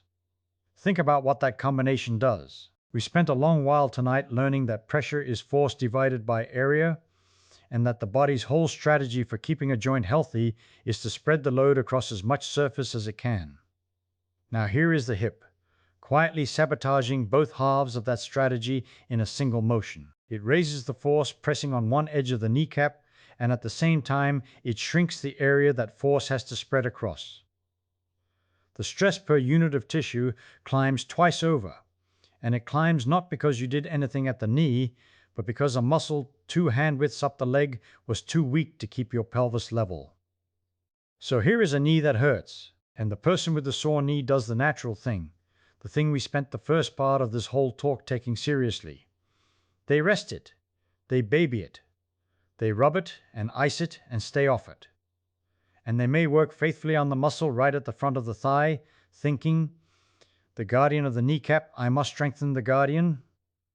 And all of that may help a little. But if the real trouble was never at the knee, if the real trouble was the collapsing hip driving the whole leg inward step after step, then you can strengthen the front of the thigh all you like, and the kneecap will keep being dragged sideways across its groove every time you climb a stair. You have been polishing the doorknob while the hinge is bent. This is not a hunch. It has been put to the test, carefully, and the answer is one of the clearest results in this whole field. When researchers gathered up the trials that compared strengthening the hip along with the knee against strengthening the knee alone, for people with pain at the front of the kneecap, the combination won. And it won handsomely. 7 controlled trials pooled together. Adding hip work brought the pain down and lifted people's function by around 19 to 21 points on the scales they used to measure the ordinary business of stairs and squatting and getting out of a chair, and by a large margin on another scale of stiffness and daily function, and those gains were still there at follow-ups 6 months and a year later. Not a flicker that faded in a week, a durable change. And what was the program? Nothing exotic. Nothing that requires a machine or a laboratory. The heart of it was strengthening the muscles that pull the thigh outward and the ones that rotate it outward, the very muscles that hold the pelvis level and keep the thigh bone from rolling in. 3 sessions a week, 6 to 8 weeks, a stretchy band for resistance, the tension nudged up a little as the weeks went by. That is the entire recipe. A rubber band, a corner of a room, and the patients to show up 3 times a week for the length of a summer. Now I want to point at something in those results that is easy to walk past, because it is the sort of quiet detail that hides the deepest idea. The people who did the hip work got better. But when the researchers went and measured, they often could not find some enormous bulk of new muscle to account for it. The strength gains were real but modest.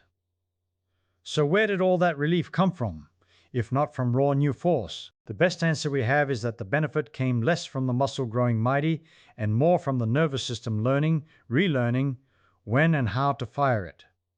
Remember, this muscle's whole art is timing.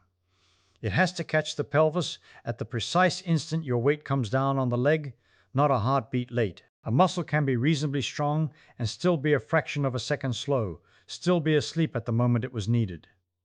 What the training seems to do is wake it up.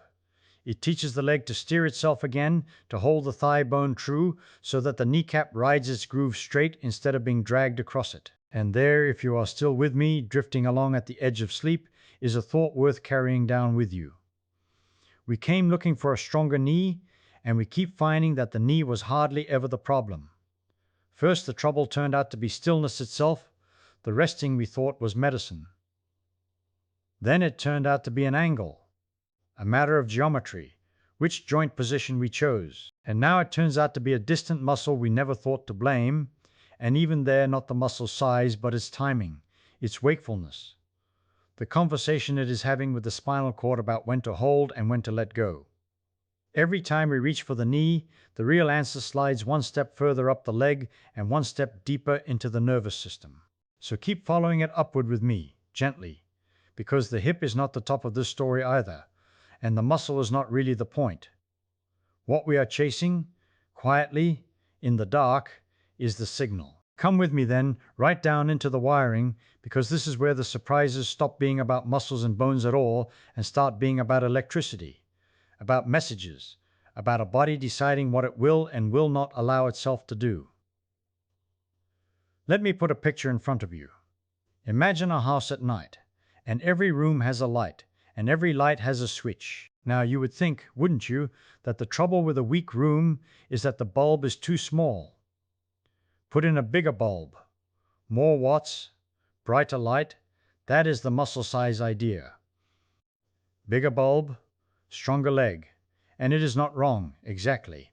A bigger bulb does give more light. But there is a stranger, quieter problem that no amount of wattage can fix. What if the switch is sticky? What if you flip it and the light comes on half a second late, or comes on dim when you needed it bright, or flickers when you needed it steady? Now you can put in the biggest bulb in the world and the room is still badly lit, because the room was never short on bulb.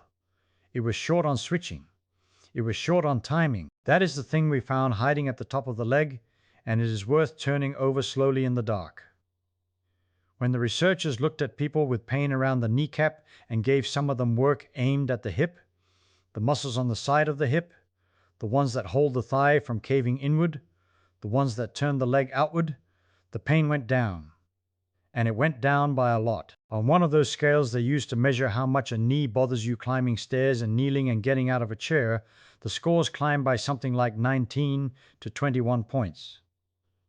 On another scale that folds together pain and stiffness and daily function, the improvement ran to something near 49 points at the follow-ups half a year and a full year out. Those are not small numbers.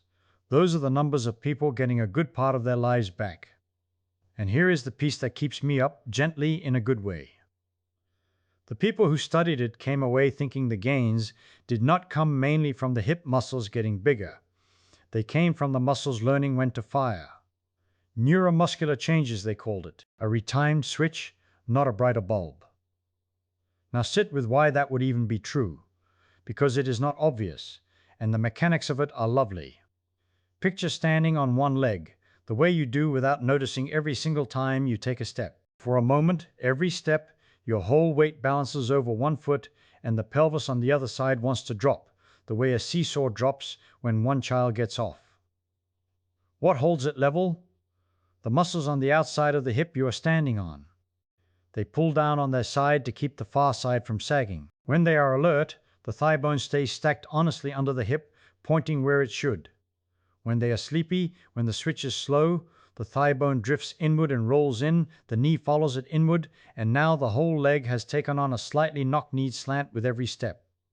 Here is why the knee, way down at the bottom, pays for what the hip failed to do. Remember, the kneecap rides in its groove, and the big thigh muscle pulls it upward along the line of the bone. But the pull is not perfectly straight.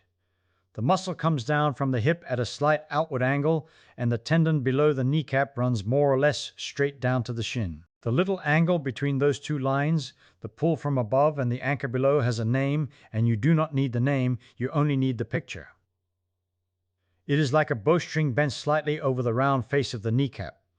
The straighter the string, the more evenly the kneecap sits in its groove. But let the thigh bone roll inward, the way it does when the hip is asleep, and that angle opens wider. The bowstring bends more sharply across the kneecap and it tugs the kneecap toward the outer side, pressing it harder against one wall of its groove instead of letting it glide clean down the middle. And this is where the earlier lesson comes back to collect its debt. We already learned that what matters to the living tissue is not the raw size of the force, but the pressure, the force spread over the area it lands on. When the angle opens up by even 10 degrees, two bad things happen at once. The peak pressure where the kneecap meets the bone goes up, and the area over which they touch goes down. Higher force landing on less ground, that is exactly the stiletto heel against the wooden floor all over again, only now the floor is the underside of your own kneecap. So a lazy muscle at the hip, doing nothing dramatic, no injury, no tear, quietly redraws the geometry of a joint 2 handspans away and hands it a sharper, more concentrated load 1,000 times a day. Do you see the shape of the thing now? The leg is not a stack of separate parts, each minding its own business. It is one long conversation. The hip mutters, and the knee is the one who has to listen. And the muscle at the hip is not weak the way we usually mean weak. Very often it is plenty strong if you test it lying down on a table, isolated, asked to push against a hand. Strength was never really the shortfall. The shortfall was that in the fast, unthinking rhythm of walking, of rising, of coming down a stair, the muscle did not switch on soon enough, or hard enough, at the exact instant the foot took the load. By the time it woke, the leg had already dipped inward, and the knee had already paid. So what does the training actually do, if it is not mainly pumping the muscle bigger? It rehearses the timing. It is closer to a musician practicing than a strong man lifting. When you play a scale slowly, over and over, you are not growing bigger fingers. You are teaching the fingers to arrive on time, each note where it belongs, so that later, fast, in the middle of the piece, they land right without you having to think. That is what a good hip program is doing under the surface. 3 sessions a week, 6 to 8 weeks, a band around the legs adding a little honest resistance, and what changes is not so much the size of the muscle as the sharpness of its cue. The nervous system relearns the choreography of standing on one leg. It learns to fire the outer hip a hair sooner, to hold the thigh bones stacked and true, so the kneecap glides down its groove square and centered, spreading its load like a flat boot instead of a heel. I want you to notice how completely this turns the old picture inside out. We began with a worn machine and a worn part, the knee grinding itself down, and the sensible cure was to use it less. And step by step the story has walked away from that in every direction. Away from the joint, up the leg to the hip, away from the muscle, into the nerve. Away from size, into timing. Away from strength, into the quality of a signal. The knee, poor thing, has spent this whole lecture being blamed for troubles that were authored somewhere else and merely delivered to its door. And notice too that this is friendly news, deeply friendly, because a signal is a far kinder thing to fix than a worn part. You cannot ungrind metal. But timing you can teach. Timing you can practice in a doorway with a light band and a few honest minutes. The very fact that the gains came from retiming and not from rebuilding means the door is open to almost anyone, whatever the state of the cartilage, however old the complaint, because the nervous system keeps its capacity to learn far longer and far more stubbornly than we give it credit for. The switch can be unstuck at almost any age. There is one more layer here I do not want to walk past, because it is the quietest and maybe the strangest. When they measured the effect of holding a muscle still under tension, a long steady contraction, they found the pain relief did not stay politely at the knee. They pressed on the calf, and it could take more pressure before it hurt. They pressed on the forearm, far away, nothing to do with the leg at all, and it too had grown more tolerant. They pressed low on the back, and the same. The whole body had turned its pain down, not just the part that did the work. That tells you the effect was not merely local, not merely a matter of a stronger tendon or a calmer joint. Something central had shifted, something up in the spinal cord and the brain that decides how loudly to broadcast a warning. The muscle held still, and the whole nervous system leaned back a little in its chair and decided to sound the alarm more softly. Hold those two discoveries side by side in the dark, because together they say something remarkable. The hip work retimes the signal that loads the joint. The holding work retunes the signal that reports the pain. One changes what the knee is asked to bear, the other changes how fiercely the body complains about bearing it. Neither of them is really about the knee. Both of them are about the messages running up and down the leg, into the cord, into the brain, and back down again. The knee, all this while, has just been sitting there at the bottom, receiving its instructions, doing more or less what it was told. So we keep climbing, you and I, quietly, past the muscle and into the wire, and the ground keeps shifting under the word strength. We thought it meant force. Then it meant timing. Now it is starting to mean something even softer and stranger. Something like attention, like a body that is awake to itself, that fires the right muscle at the right instant and does not cry out at every ordinary load. And if that is what strength really is, then the way we build it cannot be only about pushing harder. It has to be, in part, about teaching a nervous system to listen better, which means the next thing we have to understand, drifting on toward it now, is how you actually speak to a nervous system. What does it hear? What does it ignore? And why does the same joint at the very same bend answer one machine one way and a different machine another, as though the knee could tell not only how much you asked of it, but how you chose to ask? So let me answer that, gently, because it is one of the loveliest things in this whole story. When you sit on a machine and straighten your knee against a pad on your shin, with your foot swinging free in the air, that is what the people who study this call an open chain. The end of the limb, your foot, is free. Nothing holds it. It moves through space, and the only thing pulling it straight is the great muscle on the front of your thigh tugging on its rope over the little pulley of your kneecap. Now compare that to standing up out of a chair, or pressing a sled away with your feet flat against a plate. There your foot is planted. It cannot go anywhere. The floor pushes back. That is a closed chain. The end of the limb is pinned to the world, and the forces have somewhere else to go, up through the ankle, across the hip, into the trunk. Same knee. Same bend. Two completely different conversations. And here is the thing that took clever people a long time to measure carefully. If you ask, at a given angle, which of these two ways of moving pushes the kneecap harder against the groove of bone behind it, the answer is not fixed. It flips. Down near a straight leg, in that shallow range from 0 out to about 46 degrees of bend, the open chain, the free foot swinging the pad, presses the kneecap harder into the thigh bone than the closed chain does. But go the other way, deeper into the bend, somewhere from about 50 degrees on down to 90, and the whole thing reverses. Now the closed chain, the squat, the leg press, is the one loading the joint more, and the open swing of the free foot is the gentler of the two. There is a crossover, a single angle, right around 46 degrees, where the two lines meet and trade places. Sit with that for a moment, drifting, because it is genuinely strange the first time you meet it. We wanted a simple rule. We wanted somebody to tell us that this exercise is safe and that one is dangerous, full stop, forever.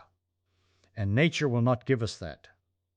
Nature says it depends on where in the arc you are. The same movement that spares your kneecap in one part of the range punishes it in another.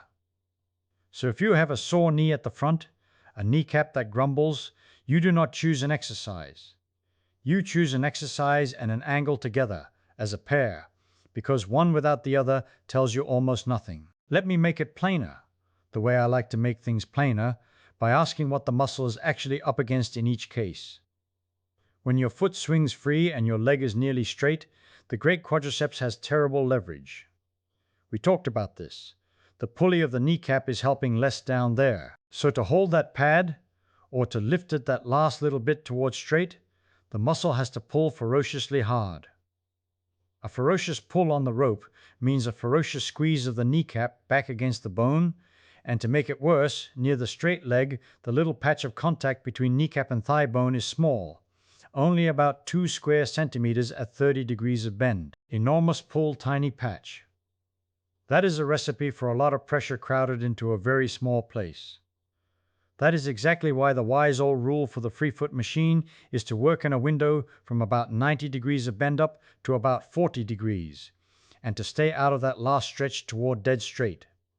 In that window you keep a big patch of contact, and you keep the muscle's job reasonable. Push below 40 degrees and the patch shrinks while the demand stays high, and the pressure spikes. Now flip to the planted foot, the squat, the press. Down near a straight leg, standing almost upright, there is hardly any turning demand on the knee at all. The line of your weight runs nearly straight down through the joint, and the muscle barely has to work to keep you there. So the shallow part of a squat, from standing to about 30 degrees of bend, is beautifully quiet for the kneecap. That is precisely why, when a knee is angry and just beginning to rebuild, you start it there, in that first shallow slice from 0 to 30 degrees, and only later, as the complaints fade, do you let it travel deeper, out towards 60. But keep sinking, past that midpoint, and now your weight is way out in front of the joint, the muscle must haul against a long lever, and the load on the kneecap climbs and climbs. The deep part of the squat is the expensive part. Do you see how the two stories are mirror images? The free foot is dangerous near straight and kind in the middle bend. The planted foot is kind near straight and expensive in the deep bend. And they cross right around that 46 degrees like two dancers passing each other and swapping sides. Which is why a good rehabilitation room is not a place with one holy machine and a lot of forbidden ones. It is a place where somebody who understands this picks the tool to fit the sore part of your arc and steers you into the quiet water on whichever machine you happen to be using. I want you to notice what has quietly happened to us here, because it matters more than any single number. We began this whole long night with a picture of the knee as a worn part, a bearing grinding itself to powder, and a piece of advice that flowed straight out of that picture, which was to stop, to spare it, to use it less. And every honest thing we have learned since has been pulling us away from that picture, not by shouting at it, but by adding detail until it simply cannot hold. The cartilage that has no blood and must be fed by being squeezed, the old bones of active people that were healthier than the bones of still ones, the muscle that is really a rope over a pulley, and the pulley that changes its helpfulness with every degree of bend. And now this, the discovery that the joint responds not just to how much you load it, but to the manner of the asking, the geometry of the chain, whether the far end of the limb is free or planted. The knee, it turns out, is not a dumb hinge wearing out. It is a structure exquisitely sensitive to the exact shape of what you do to it. And that sensitivity, which sounds at first like a complication, like bad news, is actually the doorway to the whole gentle method we are circling toward. Because if the joint could only feel the size of a force, then the only lever you would ever have would be to make forces smaller, which mostly means doing less, which we have already seen leads down into the starving and the stiffening. But the joint feels shape, it feels angle. It feels the difference between a free foot and a fixed one, between a long lever and a short one, between a big patch of contact and a small one. And every one of those is a dial you can turn without turning down the volume of the work. You can keep the muscle busy, keep the tissue fed, keep the pump pumping, and still, by choosing the angle and the manner with care, keep the pressure on the sore spot low. That is the trick. That is the simple thing hiding under all the complexity. You do not make the knee do less. You make it do the same amount more cleverly. Which brings us right up to the muscle that presses on this argument harder than any other, and I have been holding it back on purpose, letting you feel the shape of the leg first, because it does not sit where you would expect. If you tell me the pressure behind the kneecap depends on the pull of the thigh muscle, and on the angle, and on the little patch of contact, then you would think the whole solution must live in the thigh and the knee, right there where it hurts. And you would be reasoning perfectly, and you would be about to miss the most surprising turn in the entire night. Because the thing that decides in a great many people whether that kneecap runs true in its groove or grinds against one wall of it is not in the knee at all. It is up at the hip. It is a set of muscles most people have never thought about once in their lives, sitting off to the side of the pelvis, quietly governing which way the whole thigh bone points while you stand on one leg. So let us drift up there next, up out of the knee that has held our attention all this while, and go and look at the hip and at a strange fact that fooled a lot of good clinicians for a long time, which is that you can sometimes calm a pain at the front of the knee by strengthening a muscle a foot and a half away that never crosses the knee at all. It sounds almost like a magic trick. It is not. It is leverage again, the same idea we have been turning over all night, only now the lever is the whole long bone of the thigh and the hand on the far end of it is at the hip. And once you see how that lever works, a great deal of stubborn, mysterious knee pain stops being mysterious and starts being something you can actually reach. Picture the thigh bone for a moment, lying there in your imagination, that long straight shaft of the femur. At the bottom of it sit the two knuckles that ride against the shin bone, and that is the knee. At the top of it sits a smooth round ball that drops into a socket in the pelvis, and that is the hip. Now here is the thing worth pausing over. The knee, for all its cleverness, only bends one way. It is mostly a hinge. But the hip is not a hinge at all. The hip is a ball in a cup, and a ball in a cup can do anything. It can swing forward and back, out to the side, and, Most importantly for our story tonight, it can roll the whole thigh bone like a log rolling in a river, spinning it inward or outward along its length. So think about what that means for the knee way down at the far end. If the top of the femur rolls inward, the whole bone rotates, and the knuckles at the bottom, at the knee, get carried around with it. The knee cannot argue, it is downstream. Whatever the hip decides to do with the thigh bone, the knee inherits. And when you stand on one leg, which you do every single time you take a step, the muscles on the outside of the hip have a job. They have to keep the pelvis from dropping and the thigh bone from caving inward toward the midline.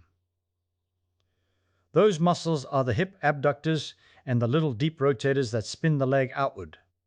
They are the ones holding the far end of our long lever steady. Now suppose those muscles are weak. Suppose they have gone quiet from a life spent sitting, which, as we saw from those skeletons, is exactly the modern complaint. What happens?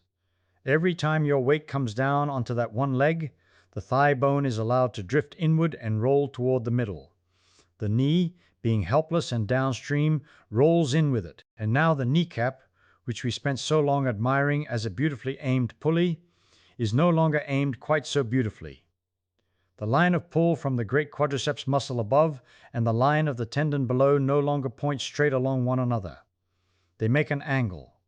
The clinicians have a name for that angle. They call it the Q angle, the quadriceps angle, and it is simply the little bend in the road that the force has to take as it passes over the kneecap. Here is the part that ought to make you sit up, or, since it is late, settle a little deeper into the pillow. A change of only 10 degrees in that Q angle raises the peak pressure on the back of the kneecap, and, worse than that, it shrinks the area over which the pressure is spread. Both things happen at once, and both push the wrong way. Remember our stiletto heel and our flat boot. Pressure is force divided by area. When the area shrinks, the pressure climbs even if the force stayed exactly the same. So a lazy hip, doing nothing, changing no force at all at the knee, can still crank up the stress on the cartilage simply by letting the thigh bone roll and spoiling the aim. The knee pays a tax levied entirely at the hip.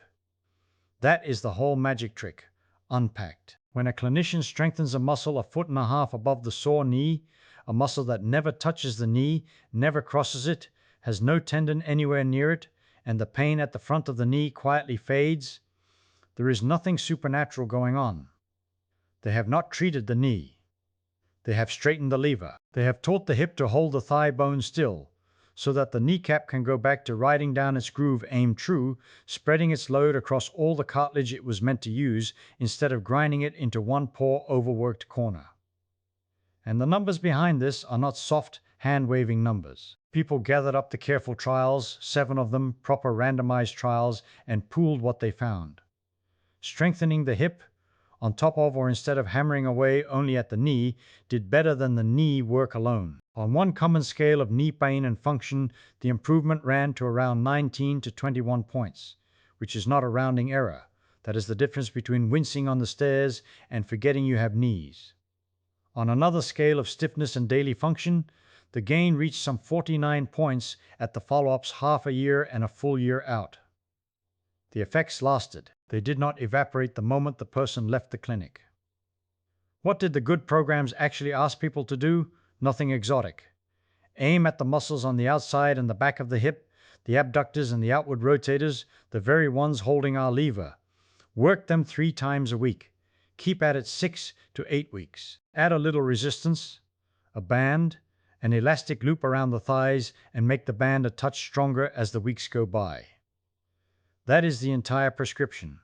A strip of rubber and 2 months of patience, aimed not at the place that hurts, but at the place that governs the place that hurts. I want to dwell on that last idea, because it is the quiet moral of this whole long night. We began with a very natural instinct, that when a thing hurts you should protect it, guard it, hold it still, treat it as the seat of the trouble. And over the knee has told us that the seat of the trouble is somewhere else. The cartilage starves not from too much motion, but from too little. The joint suffers not because the ancient hunters used their legs too hard, but because we use ours too gently. And now the pain at the front of the knee turns out, so often, to be a message forwarded from the hip, a complaint about a lever nobody was minding. The knee is honest. It reports the stress it feels. But it cannot tell you where that stress was manufactured. For that you have to step back and look at the whole leg as one long connected machine, from the ball in the pelvis down to the foot on the floor. And that is why the people who fixed knees by strengthening hips looked, for a while, like they were performing sleight of hand. The cause and the symptom had drifted apart in space, a foot and a half apart, and the eye naturally goes to where it hurts. It takes a certain stubbornness, the same stubbornness we have been practicing all evening, to ask instead, what is upstream of this pain? What is aiming the force that lands here? Who is holding the far end of the lever? There is a lovely subtlety buried in the research too, and I do not want to slide past it. When they looked at why the hip work helped, they found it was probably not simply that the muscles got bigger and stronger in the brute sense of raw force. The benefits seemed to come more from the timing, from the muscles learning to fire at the right instant, to catch the thigh bone before it rolled, to hold the line during that split second when your whole weight arrives on one leg. Neuromuscular, they call it. It is the difference between a strong man who reacts slowly and a lighter one with quick, well-drilled hands. The nervous system was learning a better habit of control. So even here at the hip, it was never only about being strong, it was about being coordinated, about the leg rediscovering how to govern itself. Now, if you have been following the thread all this way, you can feel the whole shape of the argument standing up on its own legs at last. We tore down the picture of the knee as a wearing machine. We watched the cartilage feed itself through motion. We saw the ancient skeletons shame us with their healthy joints. We learned the kneecap is a pulley, that contact area is a pressure spreader, that the same angle can be safe on one machine and punishing on another, that stillness held long enough can quiet pain through the nervous system itself. And now we have found that the aim of the whole apparatus is set from above, at the hip, by muscles most people never think about. There is still a floor to stand on and a foot to consider, because the lever does not end at the knee going up, and it does not end at the knee going down either. The forces that pour up through the leg begin where the foot meets the ground, and the way that foot lands, the way the arch gives and the ankle rolls, feeds its own small corrections all the way up the chain to the knee that has held our attention so long. So before we are done, let us follow the force the other way, downward out of the hip and past the knee and down into the quiet architecture of the foot, and see whether the ground itself has been sending messages up our leg that we have been too busy to read.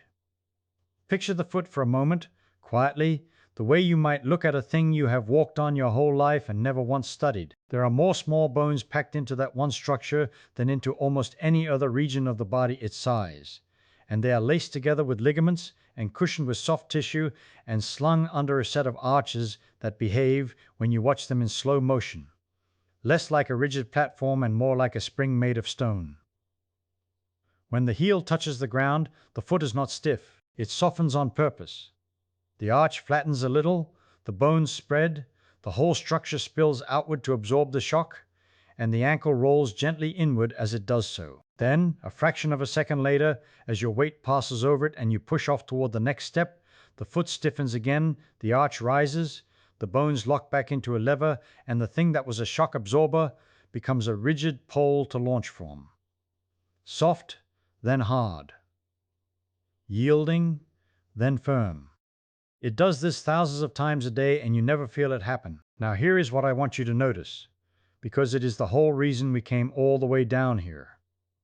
That inward roll of the ankle, that little collapse of the arch, it does not stay at the foot. It cannot. The foot is bolted to the shin, and the shin is bolted to the knee, and the whole leg is one connected column. So when the foot rolls inward more than it should, when the arch gives way a little too far and a little too long, the shin bone above it is dragged into a slight inward twist, and the shin twisting inward pulls on the knee, and the knee, faithful servant that it is, passes the twist upward to the thigh bone, which rotates inward at the hip.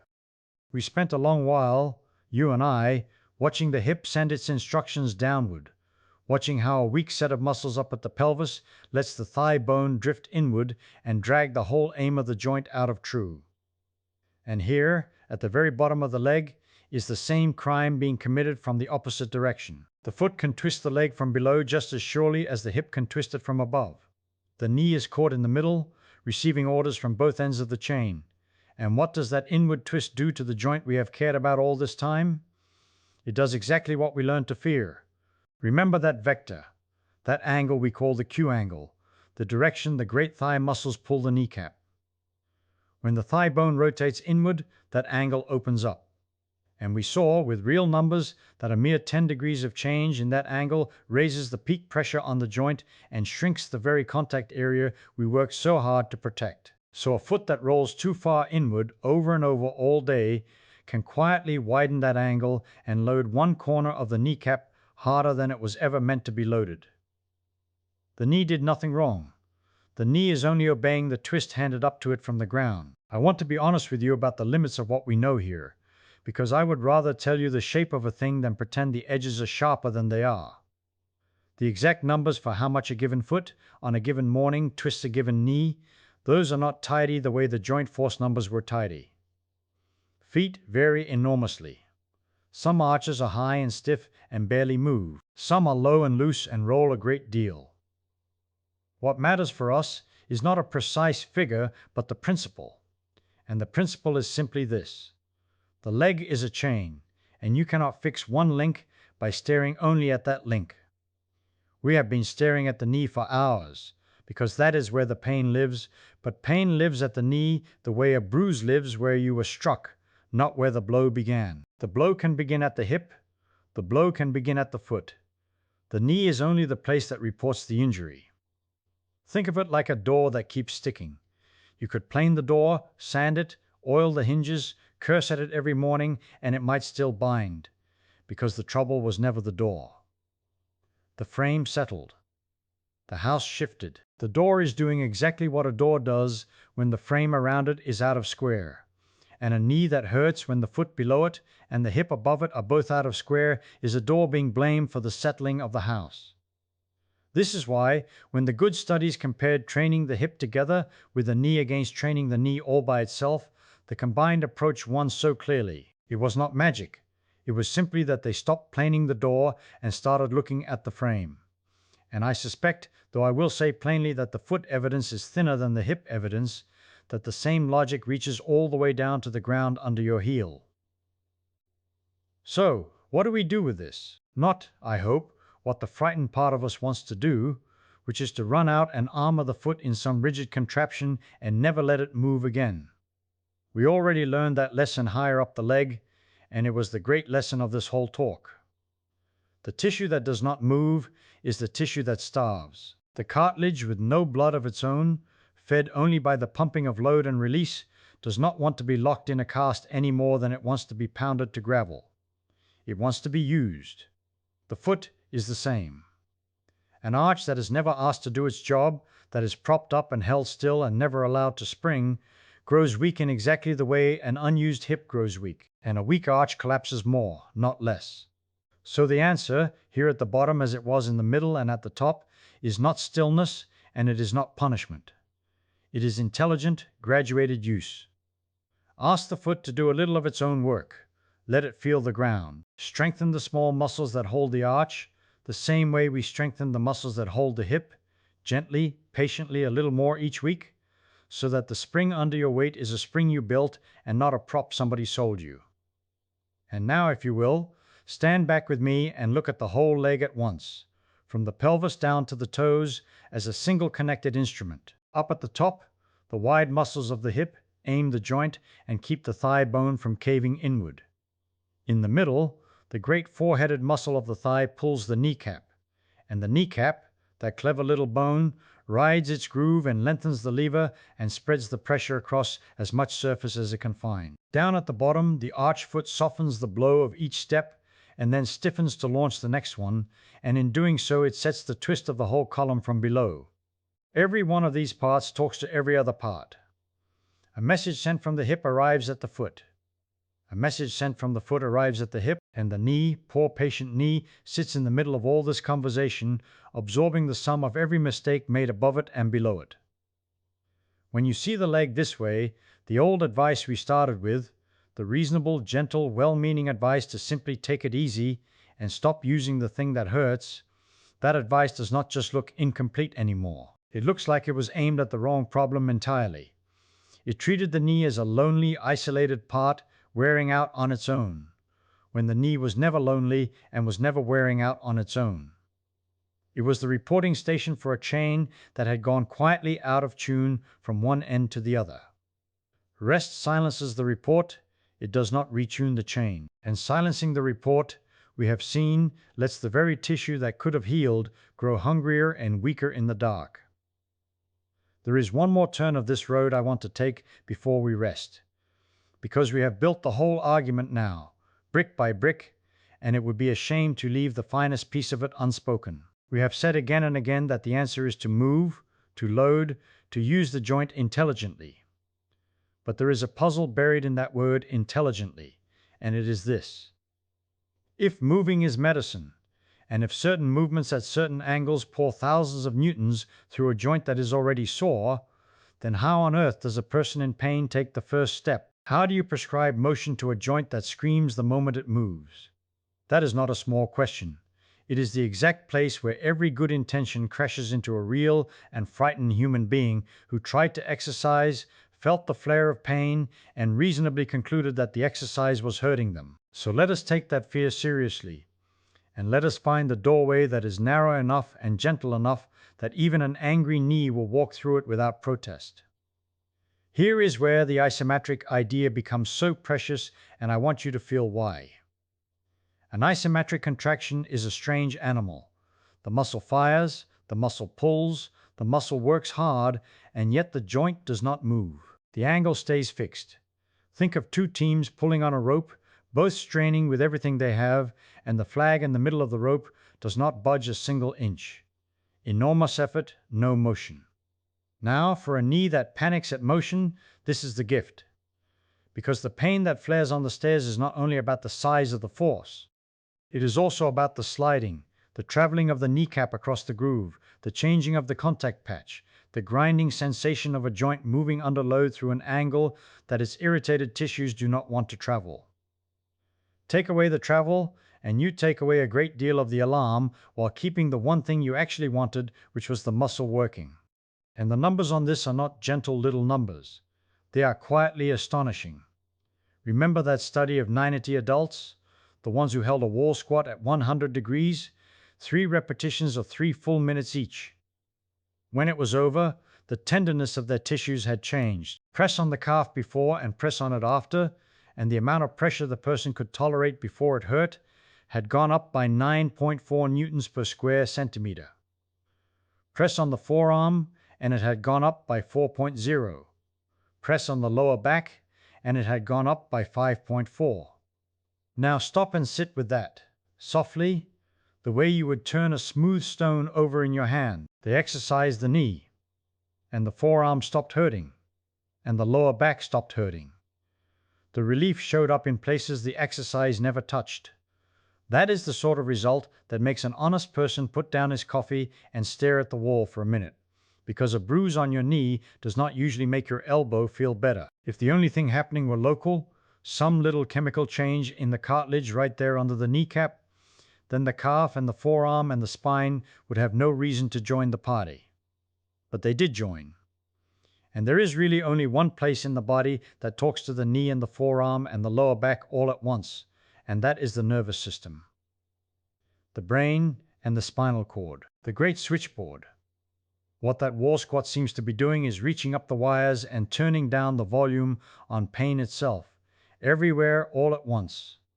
Not fixing a part, adjusting the whole instrument. I do not want to oversell what we understand about the mechanism, because the truth is we are still working it out, and I would rather tell you plainly that we do not know all of it than pretend I have the bottom of the thing in my pocket. But the pattern is unmistakable. A hard, sustained, still contraction of a muscle sends a flood of signals up into the nervous system, and the nervous system responds by damping down the pain traffic on the whole network. It is as if the body has a dimmer switch for suffering, and a long isometric hold happens to rest the thumb right on it. So the person who was afraid to move, who tried and hurt and gave up, does not have to leap onto the stairs. They can lean against a wall and hold still and press gently, and the knee gets stronger and the pain gets quieter, and the two things happen together instead of fighting each other. Now let me put a second doorway right beside the first, because a good house has more than one gentle entrance. That other trial, the smaller one, the 29 people around 60 years old with their knees worn to the second and third stage of the skull we use. What did they do? Nothing dramatic. 50 little submaximal contractions, each held for 20 seconds, then rested for 10, 6 days a week. Submaximal. That word matters. Not maximum. Not straining until the veins stand out. Just a firm, honest, middling squeeze. Held, released, held, released. And the pain they felt at rest dropped by nearly 2 points on the scale we use to measure it. The pain they felt while actually doing things dropped by closer to 4. From a squeeze and a weight.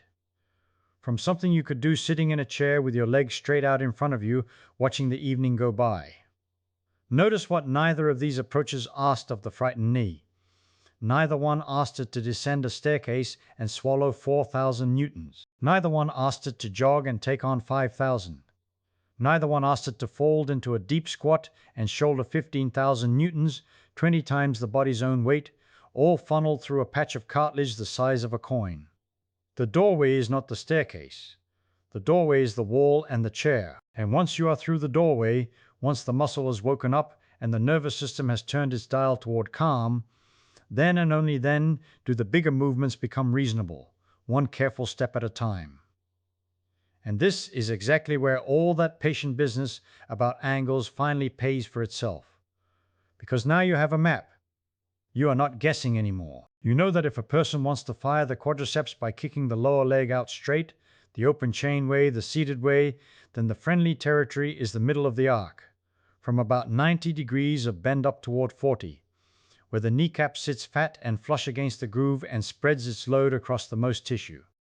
And you know to be wary of the very last stretch towards straight, below 40 degrees, where the contact patch shrinks down to almost nothing, near 2 square centimeters, while the muscle is still asked to pull hard, so that the pressure per little patch of cartilage climbs just when you least want it to. You know which door to open and which door to ease shut, and you know the mirror image of that rule for the other kind of movement. The closed chain kind. The kind where the foot is planted on the floor and the whole body sinks and rises. The squat, the leg press, the sitting down and standing up that fills an ordinary day. For that kind, the safe beginning is the shallow end, from straight down to only about 30 degrees of bend, staying up near the top where the knee is barely folded. And as the joint grows braver and quieter, you let that range open out to 60 degrees, a little deeper, a little more. Same joint. Opposite instruction, because at 46 degrees the two kinds of exercise cross over each other, and what is gentle for one becomes the harder choice for the other. That single crossing point is the whole reason you cannot hand a person one rule and send them off. The angle that is kind in a leg extension is not the same angle that is kind in a squat, and a good guide keeps both maps in mind at once. I find something deeply satisfying about this, and I hope you do too, drifting there wherever you are. Because it means the answer to that frightening question, how does a knee in pain take the first step, is not a matter of gritting the teeth and suffering through. It is a matter of choosing the movement and the angle and the stillness or the motion with a little bit of knowledge about what is happening inside. The knee is not asking you to abandon it, it is asking you to be clever on its behalf. To pick the shallow squat before the deep one. To hold the wall before you climb the stair. To kick out in the friendly middle of the arc before you drive towards straight under a heavy load. To let the muscle work while the joint stays still until the joint is ready to move. There is a tenderness in that when you think about it. We spent the early part of our evening tearing down the idea that the joint is a worn machine you protect by leaving it alone. And here at the gentle end of the argument, what replaces it is not harsh at all.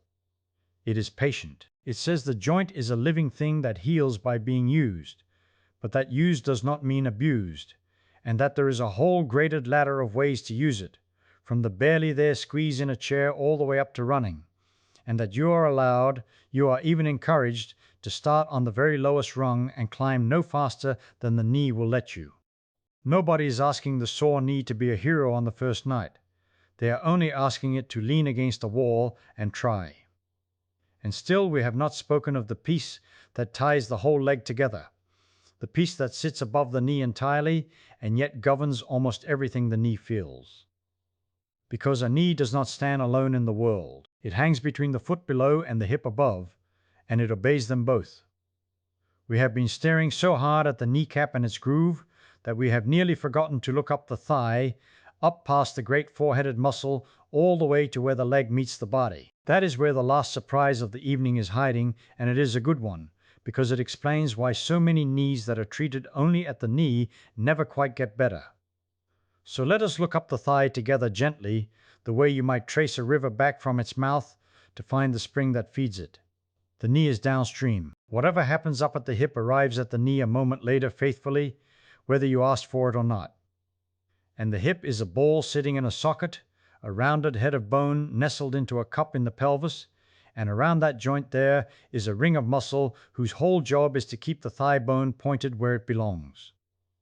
When those muscles are strong and awake, the thigh bone stays honest. It points more or less straight down toward the foot, and the kneecap rides its groove like a train on a good rail.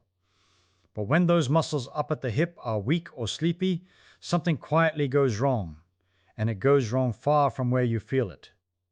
Here is the picture. You stand on one leg, as you do every single time you take a step, because walking is nothing but falling from one foot to the other. In that instant, all your weight is hanging off one hip. The muscles on the outside of that hip, the ones that pull the thigh outward and rotate it, have to fire to keep your pelvis level and your thigh bone from caving inward. If they are strong, they hold the line. If they are weak, the thigh bone rolls inward toward the midline, and it turns in on itself a little as it rolls. The knee, poor obedient knee, follows the thigh bone, because the thigh bone is the top of it. And now the groove that the kneecap rides in is no longer pointed straight. It has swung inward, while the kneecap, tethered by the tendon down to the shin, gets tugged off to the side. The rail has bent, but the train is still trying to run on it. Now think back to everything we built tonight about pressure. Remember the stiletto heel and the flat boot. Pressure is force spread over area, and when the area shrinks, the pressure climbs even if the force stays exactly the same. When the thigh rolls inward like that, the kneecap no longer sits square in its groove. It cocks over to one side, and instead of the whole broad underside of the kneecap sharing the load, only an edge of it takes the pressure. The contact area collapses, and there is a number here worth holding on to. When the angle of pull on the kneecap, the angle the engineers call the Q angle, increases by just 10 degrees, the maximum contact pressure under the kneecap rises and the total contact area falls across the whole range of motion. 10 degrees of drift up at the hip, and the knee pays for it in pressure per square centimeter, every step all day long. So picture two people walking down the same street. Same weight, same shoes, same distance. One has strong, quiet hips, and the thigh bone tracks true, and the kneecap shares its load across a generous patch of cartilage. The other has weak hips, and with every step the thigh caves inward a few degrees, and the kneecap grinds its pressure into a narrow strip along one edge. Over a year, over 10 years, those two knees live entirely different lives, and yet the difference was never really at the knee at all. It was up at the hip, in muscles that person never thought about once. This is why so many knees that get treated only at the knee never fully come around. You can strengthen the great four-headed muscle on the front of the thigh until it stands out like cords, and if the hip is still letting the thigh cave inward, you have built a stronger engine that is still driving on a bent rail. The kneecap is tracking crooked, no matter how strong the front of the thigh becomes. You fixed the part that hurt and left untouched the part that was actually steering the trouble. And when people finally started testing this, the results were striking, because they went against the natural instinct to treat the place that aches. They took people with pain at the front of the knee and they split them up. Some did the ordinary thing and strengthened the knee. Others added work for the hip, specifically the muscles that pulled the thigh outward and the ones that rotated outward. And when the reviewers gathered up 7 of these careful trials and looked at them together, the people who trained the hip along with the knee did better. Their pain came down further. Their ability to climb stairs and rise from chairs and go about a day improved by a wide margin, and it held up months later, at half a year, at a full year. On the scales the clinicians use for the front of the knee, the improvements ran to something like 19, 20, 21 points. On the broader scale of stiffness and pain and daily function, the gains were larger still. And this was not a subtle whisper of a result. It was a clear, repeatable finding, and it kept pointing up the leg, away from the sore spot. What does the good hip program actually look like? It is humbler than you would guess. You aim at the muscles on the outside of the hip, the ones that carry the thigh outward, and the ones deep behind the joint that rotate the thigh outward against the inward caving. You work them perhaps 3 days a week. You give it 6 to 8 weeks, which is the same patient stretch of time we keep meeting tonight, because tissue does not care about a hurry, and you use progressive resistance, often nothing fancier than a loop of elastic band around the knees or the ankles, tightened as you get stronger. That is very nearly the whole of it.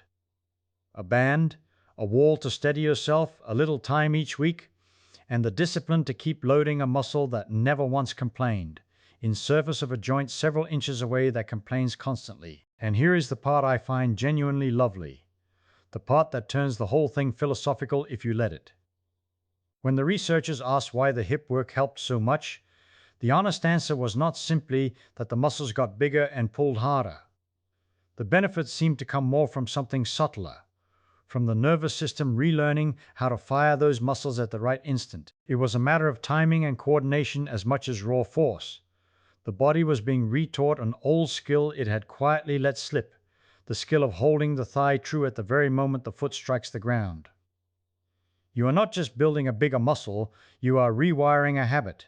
You are teaching the leg to catch itself.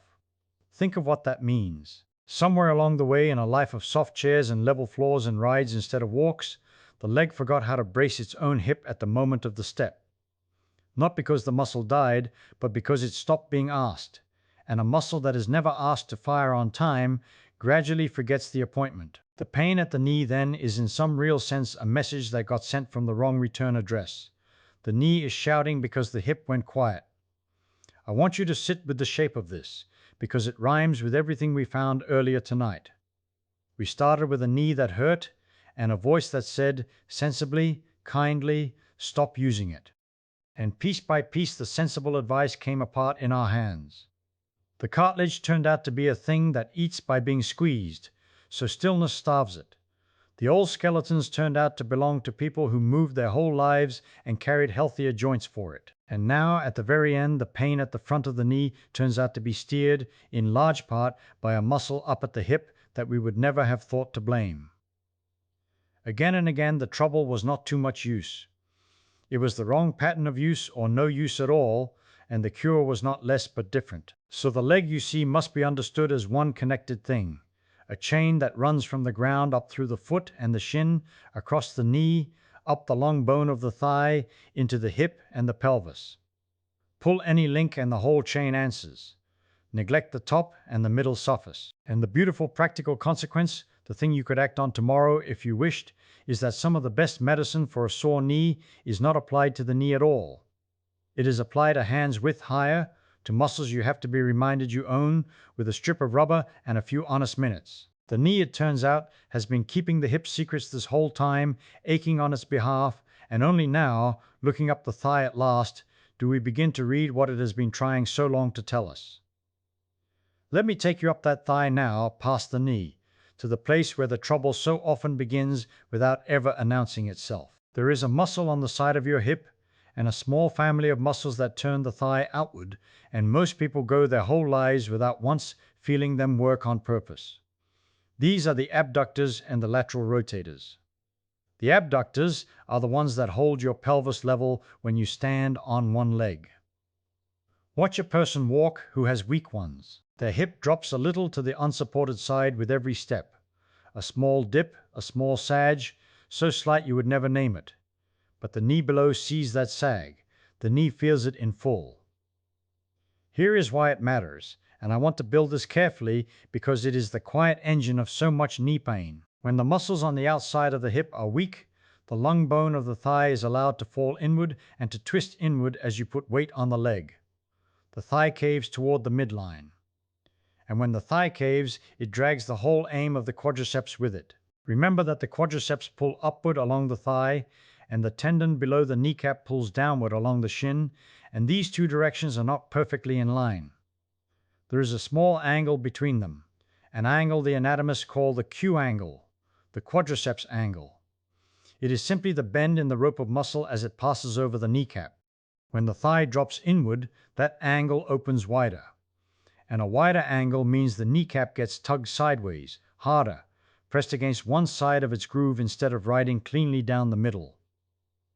I told you earlier about pressure, about force spread over area, about the difference between a flat boot and a sharp heel on a wooden floor. Now watch what the angle does to that arithmetic. Open the Q angle by 10 degrees, just 10, and the peak pressure where the kneecap meets the thigh bone goes up, and at the very same time, the area of contact goes down. Both move the wrong way at once. More force pushed through less tissue. That is the recipe for stress concentrated in one small, unlucky patch of cartilage. The patch that gets punished on every stair, every step, every rise from a chair, while the rest of the joint sits idle. And the astonishing thing, the thing that ought to make you sit up even as you drift towards sleep, is that the cause of all this lives a hand's width above the knee, in muscles the knee cannot see and cannot fix on its own. So people tried the obvious experiment. If weak hips tilt the thigh and crowd the kneecap, then strengthen the hips and see if the knee feels better. And they gathered up the trials, 7 careful ones, and pooled what they found. The people who trained the hip along with the knee did better than the people who trained the knee alone. Better how? On the scoring scales they use for the front of the knee, the ones that ask, can you kneel, can you climb, can you squat, can you sit still through a film without shifting, the hip-trained patients improved by around 19 to 21 points, 6 months to a year later. On another scale that measures stiffness and daily function, the improvement reached nearly 50 points. These are not small numbers. These are the difference between a knee that governs your life and a knee you can forget about. And what did the good program share? Nothing exotic. They aimed at the abductors and the outward rotators of the hip. 3 sessions in a week. 6 to 8 weeks of it. A strip of elastic that you make a little tighter, a little stronger as the weeks go by. That is nearly the whole prescription. A loop of rubber around the thighs, a few honest minutes, 3 days out of 7, and the knee below quiets down because the thigh above has finally learned to hold its line. Now I want to be careful and honest, because it would be easy to oversell this, and I do not like overselling. When they looked at why the hip work helps, it did not seem to be raw brute strength alone, the way you might make a bigger bicep. It looked more like coordination, like timing, like the nervous system relearning when to fire those side muscles so the thigh does not cave in the first place. The muscle gets a little stronger, yes, but more than that, it gets smarter about the exact instant it is needed. The body relearns a pattern it had quietly forgotten. And that fits everything we have been circling all night, doesn't it? The trouble was never simply worn parts. The trouble was a pattern gone wrong. And a pattern, unlike a worn gear, can be taught again. Let me give you one more piece of this, small and practical, because it shows you how fine the tuning can get. Think about stepping up onto a box and stepping back down off it. To your eye, these look like the same motion run forward and then backward. The muscles do roughly the same work. And yet the load on the kneecap is not the same at all. When they measured it, standardizing everyone at the same knee bend, the step down loaded the joint harder than the step up. Stepping down, the peak force on the joint came out around 51 newtons for every kilogram of body, and the peak pressure near 14 of the units they call megapascals. Stepping up, whether straight ahead or out to the side, the force sat lower, around 44 newtons per kilogram, and the pressure closer to 11 or a bit over. Same box, same height, same person. The direction alone changed how much the kneecap had to suffer. Why should down be harder than up? Because on the way down, you are lowering the whole weight of yourself slowly against gravity, and the muscle has to pay out that length like a rope let out inch by inch under strain, breaking the descent the entire way. On the way up, the muscle shortens and lifts, and though it works, It does not have to fight gravity through that same long braking arc with the joint bent under load. The practical lesson is almost comically simple. If your knee is sore and you want to strengthen it without provoking it, favor stepping up over stepping down at the same height, at least at first. Let the up motions build you a foundation, and add the down motions later, when the joint is ready to be trusted with the harder half of the movement. You begin to see the shape of a real method emerging out of all this, not from slogans, but from the physics itself. Every rule of good knee rehabilitation is really just a rule for keeping stress low while the tissue relearns to bear load. Spread the force over more cartilage. Choose the angle where the lever is long and the muscle needs less effort. Pick the exercise mode that is gentle at the angle you happen to be working. Train the hips so the thigh stops caving and the kneecap rides clean. Prefer the direction of movement that breaks the joint less. None of these are tricks. They are all the same single idea wearing different clothes. Keep the pressure per patch of tissue below the line where it hurts, and keep moving anyway so the cartilage gets fed and the muscles get taut.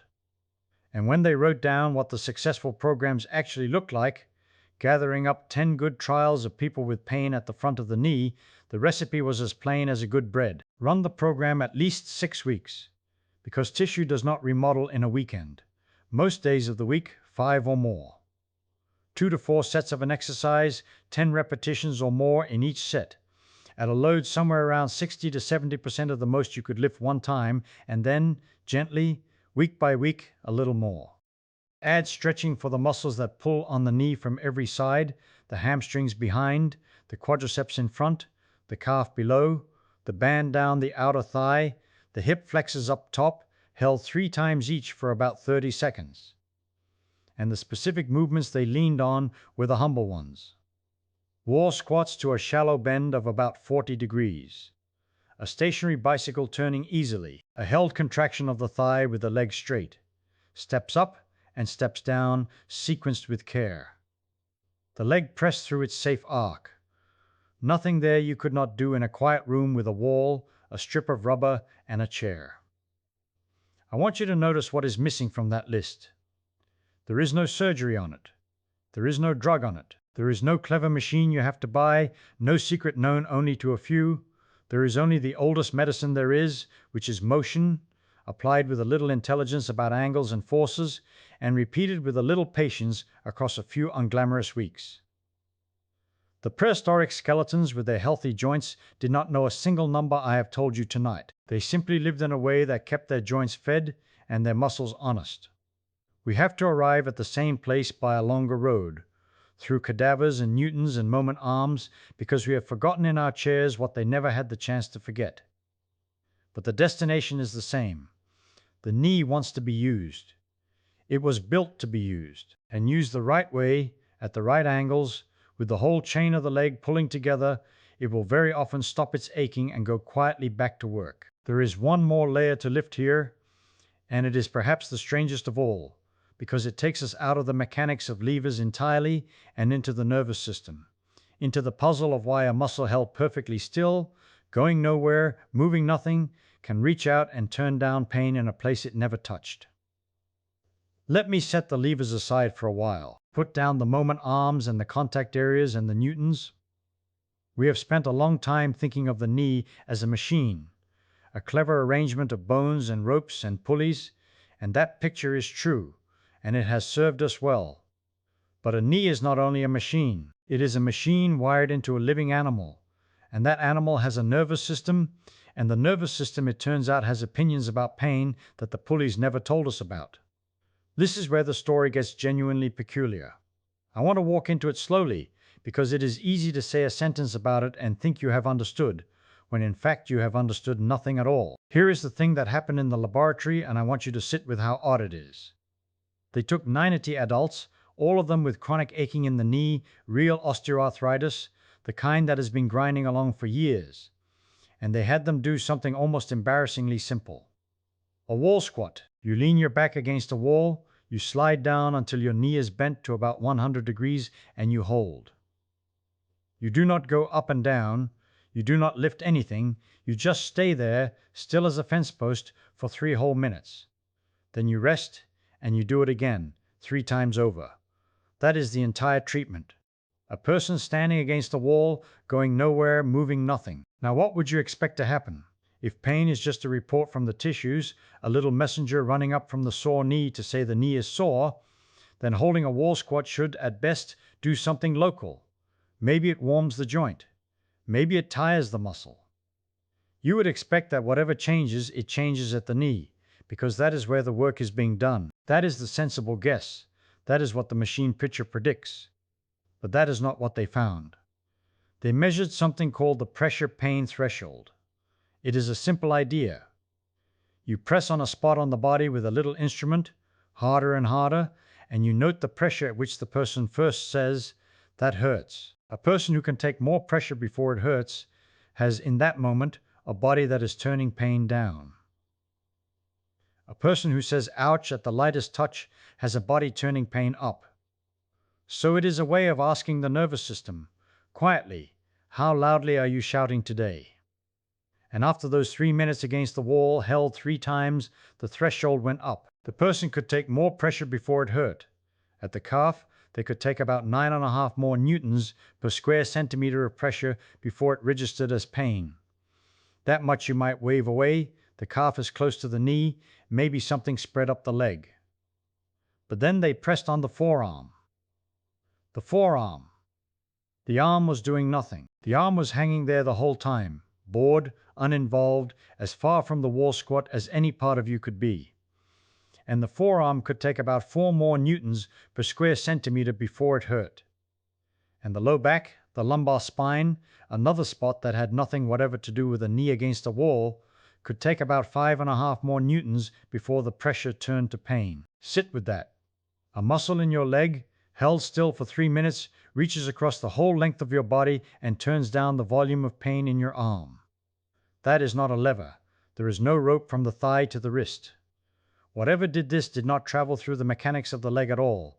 It traveled through the nervous system. The body, given a certain kind of sustained, honest effort, quietly reached up into its own control room and moved a dial that governs how much pain gets through everywhere. We have a plain word for this, though the word explains nothing. We call it a systemic analgesic effect. Analgesic just means pain reducing. Systemic means it happens all over, not in one spot. So the phrase unpacked says only this: the wall squat reduced pain all over the body. It does not tell you how. And I would rather be honest with you about the edge of what we know than pretend the word is an answer. What we can say, and say firmly, is where the effect could not have come from. It could not have come from the knee tissue alone, because the arm got the benefit and the arm has no knee tissue. So the change must have happened higher up, in the central machinery, in the spinal cord and the brain, in the great switchboard that decides which of the body's countless little pain reports get amplified and passed along, and which get hushed. The effort at the wall seems to press somehow on that switchboard, and the switchboard turns the whole system's gain down a notch. I find this one of the loveliest facts in the whole subject, and also one of the humbling ones, because it tells you that the knee you have been treating as a stubborn mechanical part is threaded straight into the same system that handles all your aches at once. You cannot cleanly separate the sore joint from the animal that owns it. Rest that joint, wrap it, protect it, ask nothing of it, and you have not only starved the cartilage of its pumping, you have also declined to press on that switchboard at all. The dial stays where it was. The pain keeps its volume, but hold a steady, unspectacular contraction, and the animal itself lends a hand and turns something down that no lever could reach. Let me bring in the other study, the smaller one, because it sharpens the point and adds a wrinkle. They took 29 people, average age around 60, with knee arthritis graded stage 2 to 3, meaning real visible changes in the joint, not a trivial twinge. And they gave them isometric work again, still contractions, no motion, but arranged as a kind of daily discipline. 50 contractions, each held for 20 seconds, with 10 seconds of rest between, done 6 days a week. One group did their holds with the knee straight, at 0 degrees. The other did them with the knee bent to 90 degrees. 2 different corners of the joint's world, one near full extension, one deep inflection. Here is what makes it interesting. Both groups got better. Not a little. The pain at rest fell by nearly 2 points on a 10-point scale for the straight knee group and by a bit under a point and a half for the bent knee group. And the pain during activity, which is the pain people actually care about, the pain that ruins a flight of stairs, fell by nearly 4 points for the straight group and better than 3 for the bent group. 4 points on a 10-point scale of pain from holding a still contraction 50 times a day. There is no drug in that room. There is no surgery, no worn part replaced, no metal, no incision. There is only a muscle asked over and over to tighten and hold and let go. And the two angles were not quite identical in their gifts. When it came to stiffness, that thick, reluctant feeling of a joint that does not want to move in the morning, the straight knee group did measurably better. The difference was real, not a fluke of the numbers. But for plain physical function, for getting through the day, the two angles came out even. So you have some freedom here, which is a mercy. If a deep bend hurts, you need not go there to get the benefit. The knee held straight, the thigh simply tightened until the kneecap draws up snug, and held will do a great deal of the work and may even do the stiffness a little more good. Now notice what has quietly happened to our whole picture. We began the evening with a joint that wears out like an engine, and a piece of advice rested that flowed from that pitcher as naturally as water runs downhill. We watched that pitcher crack under the cartilage that eats by being squeezed, and the ancient skeletons that used their joints hardest and kept them best, and the fact that even the gentlest walking never lets the load fall to zero. And now, at the far end, we find something the engine picture could never have predicted in 1,000 years. That a still, silent effort in the leg is not merely feeding cartilage and building muscle. It is speaking to the nervous system. It is reaching up to the place where pain is decided and asking it kindly and without words to be quieter, not only here at the knee, but everywhere in the body at once.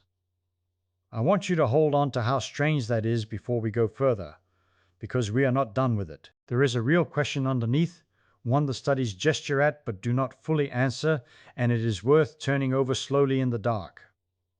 Why should effort, of all things, turn pain down? Why would an animal be built so that working a sore limb quiets the alarm rather than sharpening it? You would almost expect the opposite. You would expect the body to guard the sore part more fiercely, not less. And yet there it is in the numbers, plain as anything. The contraction soothes. Let us follow that thread gently into the question of what pain is actually for, and why a system built to protect you might, under the right steady load, decide to loosen its grip.